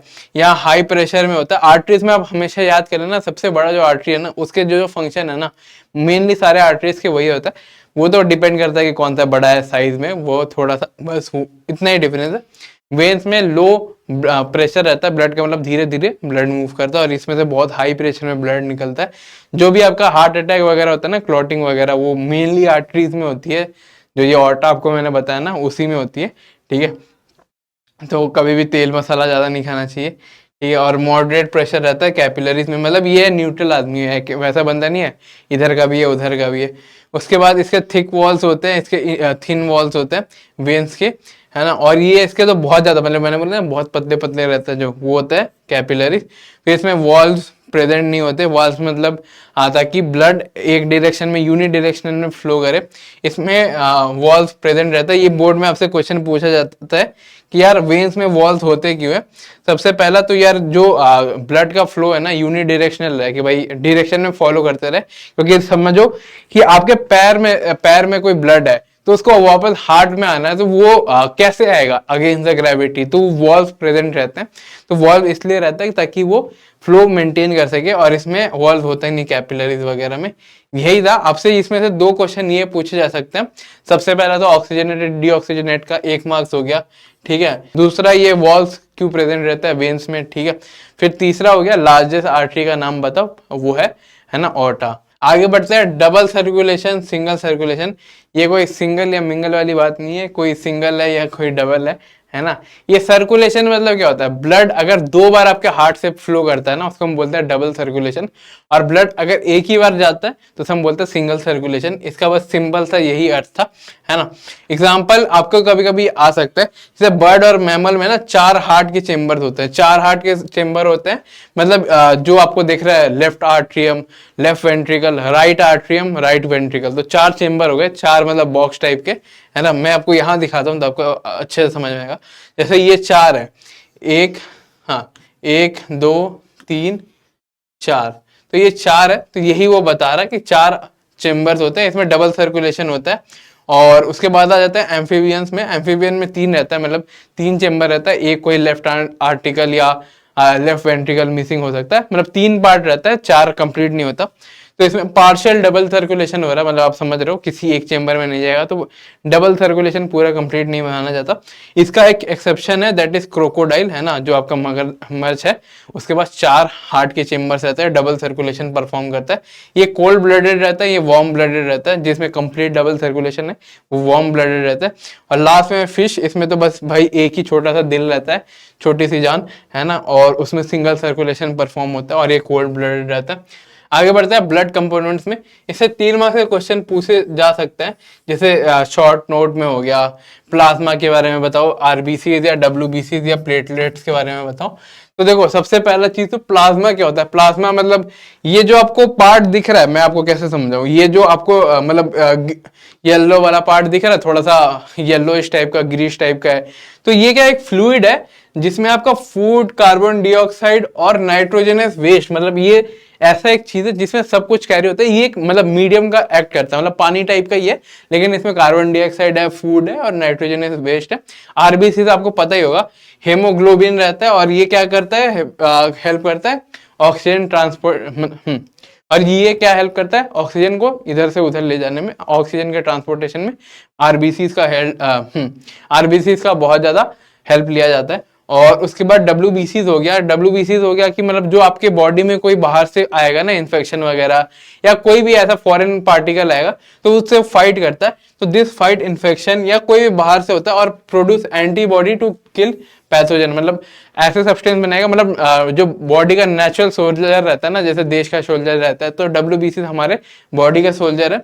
और लास्टली प्लेटलेट, जो क्लॉटिंग ऑफ द ब्लड, मतलब ब्लड को इकट्ठा, या तो मतलब वो ज्यादा ब्लीड ना हो जाए, कभी आपको चोट लगती है ना, वो ब्लड जम जाता है। तो ब्लड क्यों जम जाता है, क्योंकि यार उसके अंदर प्लेटलेट्स रहते हैं, तो प्लेटलेट्स आके क्लॉट बना देते हैं, तो help in clotting of the blood, मतलब क्लॉट मतलब ऐसा समझ लो कि इकट्ठा करना, मुट्ठी टाइप का, ठीक है। आगे हम बढ़ते हैं लिम्फ की तरफ। इससे हर साल एग्जाम में 2 मार्क्स का क्वेश्चन पूछा जाता है। सबसे पहली चीज तो ये होती क्या है, ये कलरलेस फ्लूइड होते हैं। कलरलेस फ्लूइड का एग्जांपल क्या है, पानी जो आपके घर में है ना, सबसे बेस्ट एग्जांपल है कि कलरलेस फ्लूइड क्या होता है, मतलब जिसमें कोई मतलब कलर नहीं है, वो विदाउट कलर है। जैसे पानी हो गया ना, पानी का कोई कलर नहीं होता अनलेस कोई रचना मिला दे। तो ये लिम्फ क्या होता है, कलरलेस फ्लूइड होता है। दूसरी जो चीज है, ये एक लिम्फेटिक सिस्टम का पार्ट होता है। लिम्फेटिक सिस्टम जैसे टिश्यूज हो गया, आर्टरीज हो गया, तो लिम्फेटिक सिस्टम अपना ही एक सिस्टम है जिसमें लिम्फ फ्लो करता है। ये आपको एग्जाम में मेंशन कर देना कि लिम्फ कहाँ फ्लो करता है, लिम्फेटिक सिस्टम में, ठीक है। तीसरी चीज, ये फैट को कैरी करता है, फैट को कैरी करता है फ्रॉम इंटेस्टाइन, और ये लेस प्रोटीन कंटेन करता है ब्लड से, ये फैट कंटेन करता है ज्यादा, ये प्रोटीन को लेस कंटेन करता है ब्लड से। ये इसके 4 पॉइंट्स है। और लास्टली यार, ये बहुत इंपॉर्टेंट है in the fluid mechanism of the body. अगर फ्लूइड कहाँ किसी जगह में कम है, तो जो लिम्फ है वो वहां जाके गैप फिल कर देता है, और बॉडी में कोई डिसबैलेंस नहीं होता। मतलब ये ओवरऑल समझ लो कि ये मतलब बॉडी को प्रोटेक्ट करता है ताकि कहीं भी डिसबैलेंस ना हो। Drains excessive fluid back in to the blood, अगर कहीं एक्सेस है तो ब्लड में वापस चला गया, अगर कहीं नहीं है तो लिम्फ आ गया, है ना। तो ऐसे बहुत हेल्प करता है, रेगुलेटिंग में बहुत हेल्प करता है। और लास्टली यार, ये पहला पॉइंट कुछ नहीं है, इसके कंपोनेंट बता रहा है, प्लाज्मा, प्रोटीन, और जो मतलब ब्लड सेल्स होते हैं ना, रेड ब्लड सेल को अलावा लिम्फ में क्या क्या रहता है, तो प्लाज्मा रहता है, प्रोटीन रहता है, ठीक है, ब्लड सेल रहता है, फैट रहता है, जो अब्जॉर्ब फैट रहता है, ये सारे रहते हैं। तो यही लिखा है पॉइंट नंबर 1 में, ये मेरे साथ ही याद कर लेना 2 मार्क्स का। तो सबसे पहला क्या लिखना कि एक कलरलेस फ्लूइड है। दूसरा चीज तो ये क्या, अब्जॉर्ब फैट कैरी करता है इंटेस्टाइन से। तीसरा, ये कहाँ फ्लो करता है, लिम्फेटिक सिस्टम में, ठीक है। चौथा, ये क्या करता है कि अगर कोई एक्सेस फ्लूइड है कहीं, तो वो वापस ब्लड में ड्रेन कर देता है, ठीक है। और लास्टली अगर आपको मेंशन करना है, तो इसमें प्रोटीन कम रहता है ब्लड के कंपैरिजन में, और इसमें कोई रेड ब्लड सेल नहीं रहते, प्लाज्मा वगैरह रहता है, ठीक है। आगे बढ़ते हैं।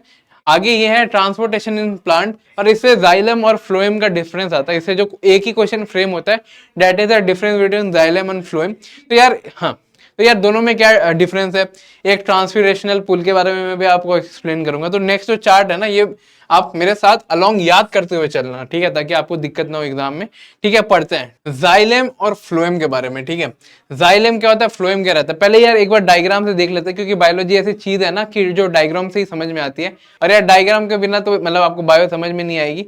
ठीक है, और पहले देख लेते हैं जाइलेम फ्लोएम क्या होता है। तो आप ये देख सकते हो, तो आप शायद, हाँ, तो आप शायद इस इमेज में देख सकते हो, ये जाइलेम टिश्यू है और ये फ्लोएम टिश्यू है। ठीक है, दोनों एक ही जैसा है, लेकिन दोनों का काम अलग है, दोनों का नेचर अलग है, दोनों की पर्सनालिटी अलग है। कोई खाना देता है तो कोई पानी देता है, तो वैसे ही इन दोनों में यही डिफरेंस है। अगर आपको एग्जाम में दिक्कत हो ना कि जाइलेम फ्लोएम में मतलब डायग्राम बनाने में दिक्कत है, तो दोनों को रूट से स्टार्ट करना, दोनों को रूट से स्टार्ट करना, और मतलब दोनों का सेम ही पैटर्न है। कोई अपवर्ड जाता है, कोई डाउनवर्ड मूवमेंट करता है, कोई बोथ साइड मूवमेंट करता है। ठीक है, यहाँ डिफरेंस में समझते हैं, ये एग्जाम में आता है, ये इससे बस एक ही क्वेश्चन आता है और ये यही होता है। ठीक है, सबसे पहले तो हम ट्रांसपोर्ट का देख लेते हैं। ट्रांसपोर्ट का कि जो जाइलेम है वो सिर्फ वाटर और मिनरल्स को ट्रांसपोर्ट करता है, लेकिन जो फ्लोएम है, फूड हो गया, एमिनो एसिड हो गया और अदर सब्सटेंस, वो ट्रांसपोर्ट करता है फूड, एमिनो एसिड और अदर सब्सटेंस, जबकि जाइलम बस वाटर मतलब बस पानी को जैसे रूट से पौधों तक भेजने का, मतलब पत्ते तक भेज रहा है, यही इसका काम रहता है। दूसरा, इसका डायरेक्शन ऑफ फ्लो बहुत इंपॉर्टेंट है, एग्जाम में तो यही आता है। जो सबसे मेन डिफरेंस वो पूछता है ना कि ये डायरेक्शन के बारे में बताओ, तो ये यूनिडायरेक्शनल होता है। यूनिडायरेक्शनल मतलब एक ही डायरेक्शन में जा पाएगा। अब यहाँ लिख दो 1D, कोई यहाँ वो नाइट चेंजेस वाला खाना मत लगा देना, वन डायरेक्शन का। 1D मतलब यूनिडायरेक्शनल, एक डायरेक्शन में जाता है, या तो भाई जमीन से ऊपर ही जाएगा। ठीक है, ऐसा। और ये बाई डायरेक्शनल है, ये पुकी है अपना। ठीक है, पुकी बाबा है, ये इधर उधर ये दोनों साइड से कैरी करता है, प्लांट से रूट तक भी जाता है और रूट से प्लांट तक भी जाता है। इसका मतलब ये हुआ। प्रोसेस इन्वॉल्व के बारे में आ जाता है, इसमें फिजिकल फोर्सेस का यूज होता है। फिजिकल फोर्स मतलब आप समझ रहे हो, जैसे फिजिक के बारे में नहीं बात कर रहे, जैसे फिजिकल फोर्स मतलब कहीं लाइक उसमें फोर्स लग रहा है एक्सटर्नली। ठीक है, एक्सटर्नल कुछ एक्टिविटी हो रही है जिससे वो ऊपर मूव कर रहा है। ठीक है, तो ये रूट प्रेशर और ट्रांसपिरेशनल पुल के बारे में आप मेंशन जरूर से करना। रूट प्रेशर क्या होता है और ट्रांसपिरेशनल पुल क्या होता है, ये कोई टीचर आपको सीबीएसई का नहीं समझाएगा, लेकिन मैं आपको इन डिटेल समझा रहा हूँ कि क्या होता है। वन शॉट वगैरह या बैच में भी नहीं पढ़ाते टीचर। ट्रांसपिरेशनल पुल क्या होता है वो आपको ये बोल देंगे। ट्रांसपिरेशन मतलब आपने वो कभी देखा है जो पौधों के ऊपर ना ओस रहती है, पानी की बूंदे रहती है, जब आप मॉर्निंग वॉक पे जाओ या इवनिंग वॉक पे जाओ, और जब भी समझ लो जैसे सन रहता है ना, तो वो गर्म रहता है, मतलब इन द हीट रहता है। तो जो प्लांट है ना, प्लांट का जो पत्ता है वो पानी लूज करता है, तो उससे क्या होता है, एक वैक्यूम क्रिएट होता है, और जिससे क्या होता है, रूट से पानी वापस जाता है, वो फुलफिल करता है वो गैप को, और इसी को हम बोलते हैं ट्रांसपिरेशनल पुल। और रूट प्रेशर क्या होता है, आप समझ ही रहे हो नाम से, कि जो आपका जो जड़ है ना, वो जो प्रेशर क्रिएट करता है जिससे पानी ऊपर जाए। ठीक है, और ये बहुत मैंडेटरी क्यों है, क्योंकि they are working against the gravity, है ना, वो पानी के ग्रेविटी के अगेंस्ट जा रहे हैं। स्पेस में भी आपने बहुत सारा देखा होगा कि भाई पेड़ पौधे उग रहे हैं, कि इलोन भाई का सपना है कि भाई वो मार्स में पौधे उगाए। तो वो कैसे पॉसिबल है, वो इसलिए पॉसिबल है क्योंकि इनके पास रूट प्रेशर और ट्रांसपिरेशनल पुल है। ये ग्रेविटी पे डिपेंड नहीं करता अपने मूवमेंट के लिए, इनके पास खुद का गुदा है, मतलब हिम्मत वाले हैं, तो ये ऊपर नीचे तो ये खुद के फोर्सेस से ऊपर जा सकते हैं, जो वाटर्स एंड मिनरल्स है। और ठीक है, ये मैंने आपको बहुत अच्छे बहुत प्यार से समझाया। और ये एक्टिव ट्रांसपोर्ट मतलब क्या होता है, एक्टिव ट्रांसपोर्ट मतलब इसमें एटीपी मतलब इसमें जो एनर्जी है ना उसका रिक्वायरमेंट होता है। जो बॉडी के अंदर जो एनर्जी, मतलब समझो कि एटीपी मतलब उसकी खुद की एनर्जी। एटीपी में आपको ये समझाऊं कि आपने वो पढ़ा है ना, आपको बस साइंस में एक ही लाइन याद होगी, mitochondria is the power of the mitochondria is the power of the cell, है ना। तो power house of the cell में क्या होता है, एटीपी प्रोड्यूस होता है। एटीपी मतलब एनर्जी होती है जो एनर्जी से खींचती है। ठीक है, और इसमें और उसमें डिफरेंस क्या है, ये फिजिकल फोर्स है, ये बॉडी की इंटरनल एनर्जी।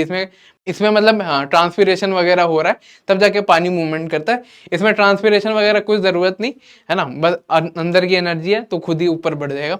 और लास्टली इसमें जो मेन टिश्यू इन्वॉल्व होता है वो भाई नाम से ही है।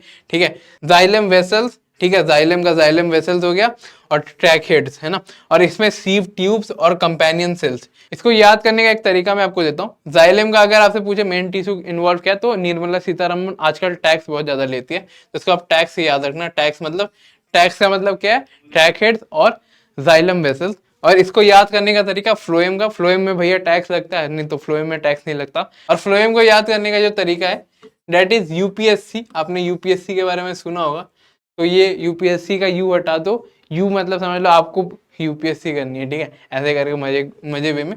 तो पीसीएस मतलब यूपीएससी से क्या होगा, फ्लोएम, और ये क्या होगा, सीव ट्यूब और कंपेनियन सेल, ऐसे करके मैंने बोर्ड में याद किया था। अब आगे बढ़ते हैं यहाँ से नेक्स्ट टॉपिक की तरफ।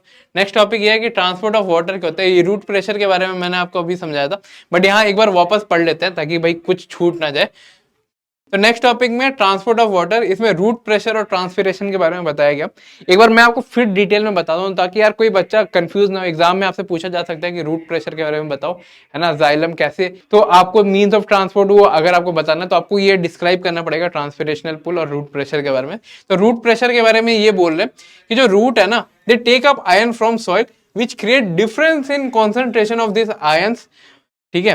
तो ये बोल रहे हैं कि रूट प्रेशर क्या होता है, जो डिफरेंस इन आयन होता है ना, मतलब जो आपके मिट्टी है ना उसमें बहुत सारे मिनरल्स आयंस प्रेजेंट रहता है, और रूट के अंदर भी जो आयंस वगैरह रहते हैं, ये जो डिफरेंस की वजह से जो पुल वगैरह क्रिएट होता है ना, जिससे वो पानी शक कर सकता है, ठीक है। जब मतलब आप जब पानी डालते हो ना सॉइल में, तो रूट कैसे शक करता है, उसके पास आयन की जो डिफरेंस रहती है, आयन की मतलब किसी के पास आयन ज्यादा है, किसी के पास आयन कम है, ठीक है। तो उससे क्या होता है, डिफ्यूजन वगैरह होता है, तो पानी अच्छे से पुल कर सकता है, यही बोल रहा है, ठीक है। Water from soil moves into the roots, है ना। तो पानी है, इस डिफरेंस ऑफ आयन की वजह से पानी मूव कर सकता है रूट के अंदर, और यही कांस्टेंट मूवमेंट की वजह से जो रूट जाइलम है, वाटर स्टेडीली पुश्ड अपवर्ड, ये मतलब कॉन्स्टेंटली पानी आते जाता है तो ऊपर धीरे धीरे धीरे करके पुश होते जाता है। और उसके बाद आता है ट्रांसपिरेशन में। ट्रांसपिरेशन मैंने बोला, the loss of water in the form of vapour in aerial parts of the plant is called transpiration. मतलब जो पत्ते वगैरह ना, उसमें जो धूप की वजह से जो वो गर्मी लगती है उसको, तो जैसे हम भी स्वेटिंग करते हैं ना, प्लांट भी स्वेटिंग करते हैं, उसे हम ट्रांसपिरेशन कहते हैं। इनडायरेक्टली यही बोल रहा है। आगे बढ़ते हैं, ये रोल ऑफ ट्रांसपिरेशन क्या रहता है, ये टेम्परेचर रेगुलेट करने का काम आता है। जैसे हमको जो स्वेट होती है ना, तो वो किस लिए होती है, ताकि हम मतलब टेम्परेचर रेगुलेट रहे। लेकिन बहुत बच्चे बोलेंगे कि यार भैया पसीने से तो मैं चिपचिपा हो जाता हूँ, तो ऐसी बात नहीं, अगर पसीना नहीं होगा ना तो आप पूरा वो जल जाओगे सूरज में, है ना। तो ये टेम्परेचर रेगुलेशन के काम आता है। और जो दूसरा है अपवर्ड मूवमेंट, जैसे मैंने बताया था, अपवर्ड मूवमेंट ऑफ वाटर के लिए, और अब्जॉर्प्शन के लिए भी यूज होता है of water and minerals from root to leaves, ठीक है, क्योंकि लीव्स में ही होता है मोस्टली ये ट्रांसपिरेशन अकर करता है। और डे टाइम में मेजर ट्रांसपिरेशनल पुल रहता है, और नाइट टाइम में रूट प्रेशर के लिए पानी ऊपर जाता है, ठीक है। तो इसका मतलब यही बोल रहा है कि मतलब रात में जैसे वो सूरज वगैरह नहीं होते तो ट्रांसपिरेशन उतना अकर नहीं करता, उसके इंस्टेड रूट प्रेशर काम होता है। जो डिफरेंस इन आयन रहता है ना, उसके लिए जो वाटर मूवमेंट होती है वो कंटिन्यूसली चलती रहती है रात में, ठीक है। आगे बढ़ते हैं, आगे ये ट्रांसलोकेशन के बारे में बोल रहा है। जैसे ट्रांसपिरेशन है ना, ट्रांसपिरेशन होता है कि यार पानी का मूवमेंट वगैरह हो गया, तो ट्रांसलोकेशन हो गया खाने का मूवमेंट। अब भाई पानी पी रहा है बंदा तो खाना भी खाएगा, तो यही बोल रहा है, the transfer of food from leave to other part of the plant is called translocation, ठीक है। और फ्लोएम जो है, फ्लोएम, ये जो वर्ड एक बार मार्क कर लेना इसको, phloem translocate the food made in the leaf. मतलब ये वही बोल रहा है कि transport of food between leaves to the other part of the plant, है ना। और उसके बाद यही बोल रहा है कि ये जो सब्सटेंस है ये स्पेशली डिलीवर किया जाता है स्टोरेज ऑर्गन्स में, जैसे रूट हो गया, फ्रूट्स हो गया, जो सीड हो गया, जो अपन खाते हैं ना, ठीक है, और ग्रोइंग ऑर्गन्स हो गया, वहां वो खाना डिलीवर करता है ताकि उसकी ग्रोथ वगैरह अच्छा हो सके, फूड में स्टोर कर सके, फ्रूट वगैरह, सीड वगैरह में, है ना। तो यही वो बोला ट्रांसलोकेशन मतलब क्या है कि खाना इधर उधर भेजना, बेसिकली यही है, ठीक है। आगे बढ़ते हैं, हाँ, एक्सक्रीशन इन ह्यूमन बीइंग। अब खाना खाया है प्लांट ने, तो हम खाना खाने के बाद खाना पचाएंगे भी, तो अब आ जाता है एक्सक्रीशन में। एक्सक्रीशन वही होता है, खाना पचा के जो वेस्ट ऑब्जेक्ट निकले ना, उसी को हम एक्सक्रीशन बोलते हैं। तो भाई जो आप सुबह करते हो ना, उसे घर में ये बोलना कि मैं बाथरूम नहीं जा रहा हूँ, मैं जा रहा हूँ एक्सक्रीट करने, ठीक है, यही इसको साइंटिफिकली बोलते हैं। In foreign this speak like we are going to excrete, we are not going to do any shit, ठीक है, मस्ती कर रहा हूँ, मैं टट्टी करने नहीं जा रहा हूँ, मैं एक्सक्रीट करने जा रहा हूँ बेसिकली, ठीक है। इसलिए मैं बोलना नहीं चाहता था वो वर्ड, लेकिन यही होती है एक्सक्रीशन, मतलब वो होती है शिट, शिट मतलब टट्टी, यही होती है एक्सक्रीशन, ठीक है। अब ये बहुत ज्यादा इंपॉर्टेंट है बॉडी के लिए, अपार्ट फ्रॉम जो, अगर ये नहीं होगा ना तो आपके बॉडी में बहुत सारे पॉइजनस सब्सटेंस हो सकते हैं, बहुत सारे ऐसे चीज मतलब जो बॉडी को नीड ना हो, हार्मफुल सब्सटेंस भी हो सकते हैं, तो उसको हटाने के लिए बहुत काम आता है। अब यहाँ पढ़ते हैं कि इसने क्या लिखा है, ठीक है। तो यहाँ सबसे पहले यही लिखा है कि the removal of harmful metabolic waste from the body is called excretion. जो हार्मफुल पदार्थ है ना, जो बॉडी में अक्यूमुलेट हो जाते हैं, उसको निकालने का काम आता है एक्सक्रीशन। एक्सक्रीशन दो तरीके होते हैं, एक आपको पता है, एक टॉयलेट होता है, और दूसरी नंबर मैंने बता दी है ना, बार सही नहीं लगता, ठीक है, आप लोग लिख देना कमेंट्स में। उसके बाद हम पढ़ते हैं एक्सक्रीटरी सिस्टम के बारे में, जो ह्यूमन बींग्स में रहता है। एक्सक्रीटरी सिस्टम मतलब जो ये काम करता है ना, उस सिस्टम में कौन कौन से पार्ट रहते हैं। बहुत बच्चे बोलेंगे भैया बस दो ही पार्ट रहते हैं, एक आगे वाला और दूसरा वो। तो ये नहीं, इसके अलावा भी बॉडी के अंदर पार्ट्स रहते हैं जो ये वेस्ट अक्यूमुलेट करते हैं। तो बहुत सारे पार्ट्स इन्वॉल्व रहते हैं, जैसे किडनी हो गया। आपने यही सुना होगा कि भाई आईफोन, एक किडनी बेच दूंगा आईफोन ले लूंगा। आपका दोस्त रहता रहता है कि भाई आईफोन लेना है, तो एक किडनी बेचने से आईफोन मिल जाएगी। तो किडनी क्यों इतना इंपॉर्टेंट है, समझ रहे हो, उतना प्राइस है उसका, समझ रहे हो। ये काम आता है एक्सक्रीशन के, ठीक है। तो आज से कोई भी बच्चा इसका मजाक नहीं उड़ाएगा, ये बहुत ज्यादा एक इंपॉर्टेंट पार्ट है बॉडी का। इसकी वजह हम सरवाइव नहीं कर सकते, समझ रहे हो। अगर हम एक्सक्रीट नहीं करते ना तो हम सरवाइव ही नहीं कर सकते। तो इतना ज्यादा इंपॉर्टेंट है। किडनी क्या करता है, किडनी जो नाइट्रोजीनियस वेस्ट होता है ना, such as urea and uric acid, इनको रिमूव करता है फ्रॉम ब्लड थ्रू किडनीज।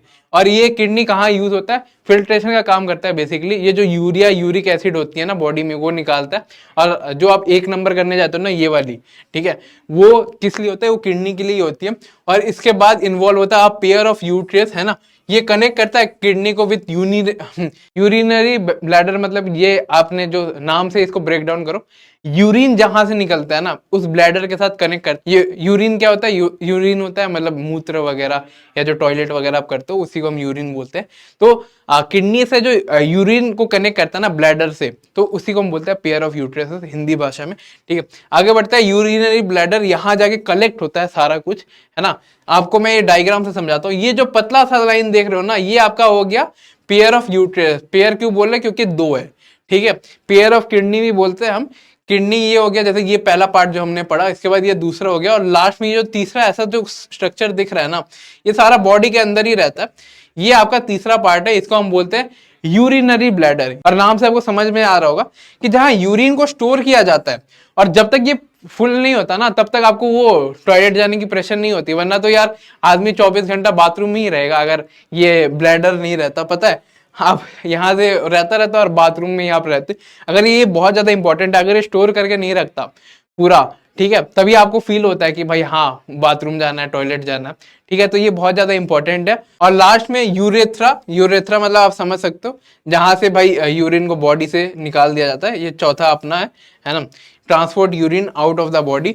अब आगे बढ़ते हैं। आगे हमें नेफ्रॉन के बारे में पढ़ाया जाता है, और ये क्वेश्चन बोर्ड में हमेशा आता है। इसका डायग्राम बहुत इंपॉर्टेंट है। यहाँ मेरे साथ लिखो अरे यार हाँ, यहाँ मेरे साथ लिखो इम्पोर्टेंट, ठीक है। ये दोस्ती बनी रहनी चाहिए मेरी और आपके बीच में। तो इसका डायग्राम भी मैं आपको रटवा दूंगा, ये आपकी भाई का वादा है, ठीक है। सबसे पहले हम समझते हैं ग्लोमरस और बोमन्स कैप्सूल के बारे में, और ये क्या चीज है। ये नेफ्रॉन है। नेफ्रॉन मतलब जो फिल्ट्रेशन में काम करता है ना किडनी के अंदर। तो ये किडनी के अंदर वाला पार्ट है कि उसके अंदर खोल के देखा तो क्या निकला। तो सबसे पहले हम आ जाते हैं बोमन्स कैप्सूल क्या होता है और ग्लोमरस क्या होता है। ये जो आप कप शेप का स्ट्रक्चर देख रहे हो ना, जिसमें चाय नहीं रखना होता है ना, ये जो कप शेप का स्ट्रक्चर देख रहे हो, जैसे मैं मूव कर रहा हूँ, ठीक है, ये आप देखो, ये वाला जो पार्ट है इसको हम बोलते हैं Bowman's capsule. Bowman's capsule, capsule मतलब वो जगह जिसमें हम कुछ रख सकते हैं, आप समझ रहे हो। तो ये बोमन्स कैप्सूल है, ये साइंटिस्ट के नाम पे है। और दूसरा ये जो लाल कलर का जो दिख रहा है ना, ये बहुत बच्चे बोलेंगे कि भाई ये तो वेन है कुछ, तो नहीं, ये एक कलेक्शन ऑफ ब्लड वेसल्स है। ये जो आपको दिख रहा है ना, ये कोई मतलब ये जो कलेक्शन ऑफ ब्लड वेसल है, जहां से जो ब्लड का जो गंदा पार्ट है ना, वो बोमन्स कैप्सूल में कलेक्ट होता है। तो यहाँ से ब्लड आता है, और यहाँ जो गंदा पार्ट है जैसे यूरिया हो गया या कोई वेस्ट प्रोडक्ट हो गया, तो ये बोमन्स कैप्सूल में जाता है। और ये सारे किडनी के अंदर पार्ट होता है। और ये जो नेफ्रॉन है ना, ये नेफ्रॉन का पार्ट है, जो कि एक structural and functional unit of kidney है। ये 1 मार्क्स के क्वेश्चन में आ जाएगा कि name the structural and functional unit of kidney. तो आपको क्या लिखना है, नेफ्रॉन। नेफ्रॉन, और जो मैं आपको पढ़ा रहा हूं वो नेफ्रॉन के अंदर का पार्ट है। तो किडनी के अंदर का पार्ट क्या होता है, किडनी के अंदर का जब सबसे छोटा जो यूनिट है वो क्या होता है, नेफ्रॉन। और नेफ्रॉन के अंदर क्या होता है, बोमन्स कैप्सूल, ग्लोमेरुलस, जहां जो ब्लड वेसल्स है वो आते हैं। ग्लोमेरुलस क्या है, that is a collection of blood vessels. और बोमन्स कैप्सूल क्या है, जो ग्लोमेरुलस को स्टोर करता है, कप के टाइप का। यही लिखा है, the glomerulus is cluster of blood vessels और Bowman's capsule is cup shape structure in each nephron that surround glomerulus and collect the filtrate. मतलब इसका काम ये रहता है कि जो गंदा पार्टिकल है उसको कलेक्ट करके उसको आगे भेजे, ठीक है। उसके बाद हम आ जाते हैं ग्लोमुरल फिल्ट्रेशन। मतलब ये आप नाम से समझ रहे हो कि ये जो ग्लोमरस है उसमें फिल्ट्रेशन वगैरह जो अकर करती है। तो इसमें जो nitrogenous waste, glucose, water, amino acid, excessive salt from the blood are filtered and initial filtrate enters into Bowman's capsule of the nephron। तो ये यही बोल रहा है। मैं आपको समझाता हूँ, इसको याद करने का भी मैं आपको टेक्निक दूंगा, ठीक है। तो सबसे पहले क्या होता है, ये जो बाउमन्स कैप्सूल है ना, जो कैप्सूल है उसके अंदर बहुत सारे ब्लड वेसल है। मेरे हाथ को देखो, ठीक है, मेरे हाथ को देखो, ये समझ लो ये वाला, हाँ हाँ, ये समझ लो ये वाला जो कप है ना, ये कप टाइप का है, ठीक है। और ये जो है ना, ये ब्लड वेसल टाइप के। तो इसमें जो कचड़ा है, ये कचड़ा मैंने यहाँ डाल दिया, ठीक है, कचड़ा यहाँ डाल दिया। तो ये क्या कर रहा है, ये कचरा कलेक्ट कर रहा है। तो ये ग्लोमेरुलर फिल्ट्रेशन क्या है, ये जो कचरा कलेक्ट कर रहा है इसमें क्या होता है, नाइट्रोजनस वेस्ट, अमीनो एसिड होता है और कुछ सॉल्ट होते हैं जो हार्मफुल रहता है बॉडी के लिए, जो बॉडी को एक्सक्रीट करना होता है, जो अनवांटेड रहता है, ठीक है। उसके बाद हम बढ़ते हैं सिलेक्टिव रीअब्जॉर्प्शन। इसमें क्या होता है ना कि मैं जब कचरा डाल रहा था ना, बहुत कुछ ऐसा डल गया जो अपन को वापस चाहिए, जैसे पानी हो गया, वाटर हो गया, मिनरल्स हो गया। तो useful substances like glucose, amino acid, salt or major amount of water from filtrate are reabsorbed back into capillaries surrounding the nephron। ठीक है, ये reabsorb वर्ड आप ध्यान से सुनना। reabsorb मतलब वो जो कचरा था उसमें से भी जो अच्छा पार्ट था ना, जैसे ग्लूकोज हो गया, पानी हो गया, उसको reabsorb कर लिया गया ब्लड में थ्रू द कैपिलरीज जो सराउंड कर रही है इसके अराउंड। उसके बाद आता है ट्यूबुलर सिक्रेशन पे। Urea, extra water and salt are secreted into tubule which open up into collecting duct and then into uretrus। मतलब ट्यूबुलर सेक्शन मतलब ये जो पास कर रहा है ना, ये ट्यूब टाइप का आपको दिख रहा होगा येलो येलो, यही है ट्यूबुलर सेक्शन। इसमें वही बोल रहा है कि जो यूरिया होता है वो एक जगह जाकर कलेक्ट करने के लिए भेजा जाता है ट्यूब्यूल के थ्रू, है ना। इसके बाद आगे इसका डायग्राम मैं रटवाऊंगा आपको, है ना, क्योंकि एग्जाम में आता है।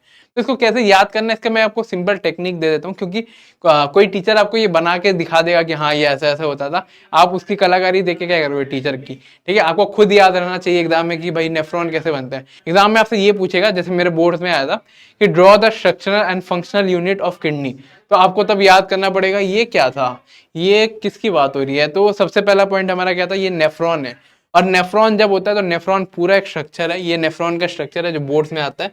ये आपसे 3 मार्क्स में पूछेगा, ठीक है। और +1 मार्क्स में जो अगर आपको नाम याद रहे तो 4 मार्क्स के क्वेश्चन या 5 मार्क्स के क्वेश्चन में आपसे पूछा जा सकता है, ठीक है। तो सबसे पहले ये वाला स्ट्रक्चर समझ लेते हैं। सबसे पहला तो ये क्या है, ये वाला हो गया बाउमन्स कैप्सूल हो गया, ठीक है। ये जो ऐसे कप टाइप का है, तो आपको एक कप टाइप का बना देना है, उसके अंदर आप ऐसे स्ट्रक्चर बना देना ऐसे, ठीक है। ऐसे जैसे मैं कर रहा हूँ ना, हाथ सांप बना देना। इसको आप नाम देना क्या, ग्लोमरस। ये क्या हो गया, बाउमन्स कैप्सूल हो गया, ठीक है। उसके बाद ये सांप यहाँ से आप 2 एक्सटेंड करना है ऐसे, ठीक है। और वापस ऐसे एस टाइप का डायग्राम बनाना और बीच में पेनिट्रेट कर देना भाई, ठीक है। मैं आपको समझाता हूँ ये कैसे बनाना। ये जो आप ड्रॉ कर रहे हो ना, ये क्या है, ये ट्यूबुलर सिक्रेशन के लिए जो यूज होता है ना, ये ट्यूब टाइप का। तो आपको एक लंबा सा ट्यूब बनाना है सांप टाइप का, ठीक है। बाकी हाँ, बाकी इसको कनेक्ट कर देना यूटेरस से, है ना, जहां आपका यूरिन वगैरह कलेक्ट होता है। तो यही है बस, इसमें जो मेन इंपॉर्टेंट पार्ट है ना, लेबलिंग करना है आपको। तो ये ग्लोमेरस, ये बाउमन कैप्सूल आपको मेंशन करना पड़ेगा, और ये ट्यूबुलर सेक्शन, ये पूरा आप ऐसे ऐसे मार्क करना। मैं एग्जाम में यही करता था, बोर्ड वाले ऑफिशियल पेपर में मैंने ऐसे ही किया था। इसको मैंने लिख दिया था ट्यूबुलर सेक्शन, और यहाँ लिख दिया था यूट्रेस, है ना, यूटेरस, ठीक है, यहाँ यूट्रेस, ठीक है। और सबसे एक कुछ फैक्ट्स है कि amount of water reabsorb depend करता है कि भाई कितना अमाउंट ऑफ वाटर एक्सेस है बॉडी में, और दूसरा डिजॉल्व वेस्ट कितना है। तो ये 2 कभी पूछ सकता है कि डिपेंड किस पे करता है कि अमाउंट ऑफ वाटर रीअब्जॉर्ब कितना है। सबसे पहले तो यार पानी जितना ज़्यादा होगा उतना ज़्यादा रीअब्जॉर्ब होगा। दूसरी चीज़, अगर वेस्ट ज़्यादा है तो पानी उस हिसाब से ही ऑब्जॉर्ब होगा। यही 2 पार्ट बोला है इसमें। आगे बढ़ते हैं इससे। आर्टिफिशियल किडनी, ये आपके एग्जाम में कभी उसमें आ सकता है, सर्जन रीजन में आ सकता है। और ये कुछ है नहीं, आपने कभी कभी सुना होगा किसी चचा या फूफा को कि डायलिसिस हो गया उसको। तो डायलिसिस किसी बीमारी का नाम नहीं है, इसका मतलब है कि वो जो फिल्ट्रेशन वाला पार्ट था ना उसका बॉडी का, वो अब खुद से नहीं कर सकता, ठीक है, वो अब खुद से नहीं करता, वो डिपेंड करता है किसी और पे। और लास्टली यार इसमें ना कोई रीअब्जॉर्प्शन का इन्वॉल्वमेंट नहीं होता, जैसे आप उसमें देख रहे हो ना कि एक्सेस वाटर है तो रीअब्जॉर्ब हो जाएगा, इसमें ऐसा कुछ नहीं होता, इसमें बस एक प्रोसेस के थ्रू चलाया जाता है। ये आप डायग्राम देखो, इसको मैं ब्रीफ में समझा देता हूँ।